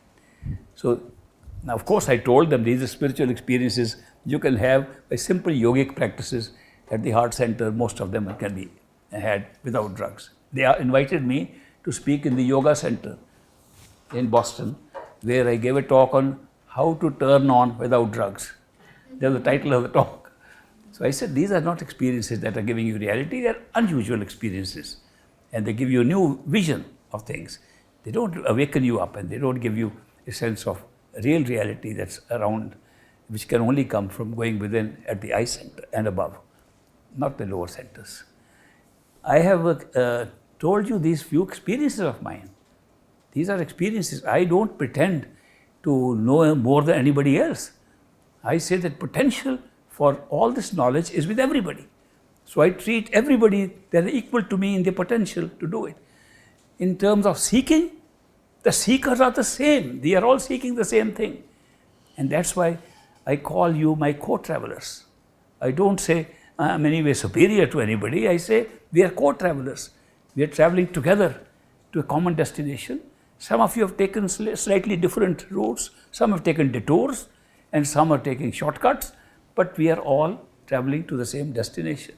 The destination is our true home, where we really truly belong, from where we have come into all these experiences. In that state, we are not by method, not by trying, not by effort, not by anything, we are naturally all one. And our oneness becomes so obvious at that state because we have never left that oneness. You are always in the oneness. We created the separateness within that oneness. All this creation that you are seeing here, all the experience you are having here are taking place within that oneness. It's not outside of it. There's nothing outside of that oneness. And you can personally experience that if you are a human being and a seeker. What a wonderful opportunity. So I'm very happy that so many people have come from outside also. I don't find any strangers here. When people meet me, I get the feeling, I say, I think I've known you. Your general answer is, I also have known you. Wow, what is this strange feeling that you don't feel anybody is a stranger, that you know all of them, and they're friends. It looks like many are friends from long ago. That's the feeling one gets. So one gets inkling of these great moments that can come through meditation. And we can have some inkling even now. As I said, that the love and devotion that goes automatically in us by the pull of a perfect living master. There's no match to that. And that's a real sign that you are on the right track. If the pull is not there, keep on seeking. Don't keep on searching, keep on seeking. Seeking will end your search. Seeking insight automatically will bring the right environment, right conditions for the master to appear in your life. It will appear by the laws of coincidence in nature. It won't appear because suddenly somebody is descended from the sky. It will appear as if it is a coincidence. It will appear as if something, just 2 or 3 events happened one after the other and brought us together. So that's why seeking is the secret. If you seek, you will find. We are concluding this 3-day program right now, and there is some prasad here. I might explain what is prasad.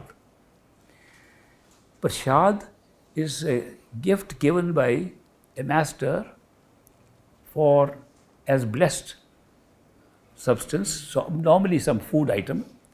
In India, we were used to having prasad from great master in the form of puffed rice. And it was very easy, it had longer life to stay, and we would cherish that, and we would eat it slowly and make it last as long as we could. So we knew it's blessed food. And why was it blessed? The molecular structure of rice had not changed. It was still the same rice.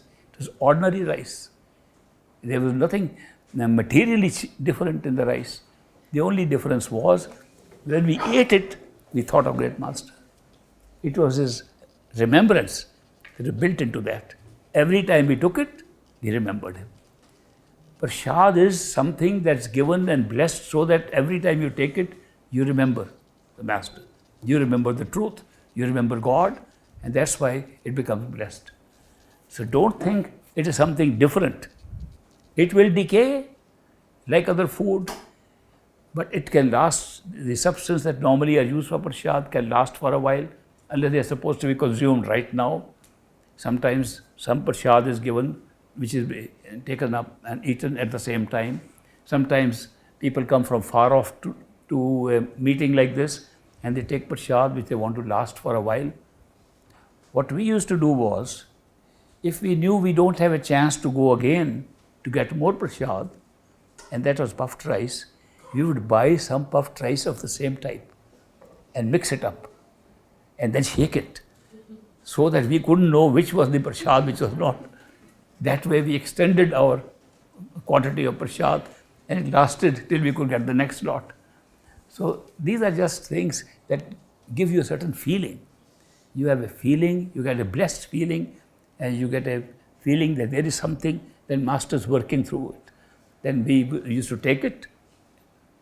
We used to do all kinds of things. Some people thought it a superstition, but it pretty well worked for us. Because when we think of master do something, it works for us. We tried it out. We take prasad and go and do our work. It worked for us. Because it is not the substance, it is not the rice. It is what comes to our mind when we take it. We remember our master. So prasad is not something that should be treated as something different than food, but it's something that's blessed because of the memory that's attached to that when we eat it. I'll have the pleasure of giving you prasad blessed with the blessings of my Master, great Master, whose presence I can feel and whose presence is going to bless this, so it is doubly blessed.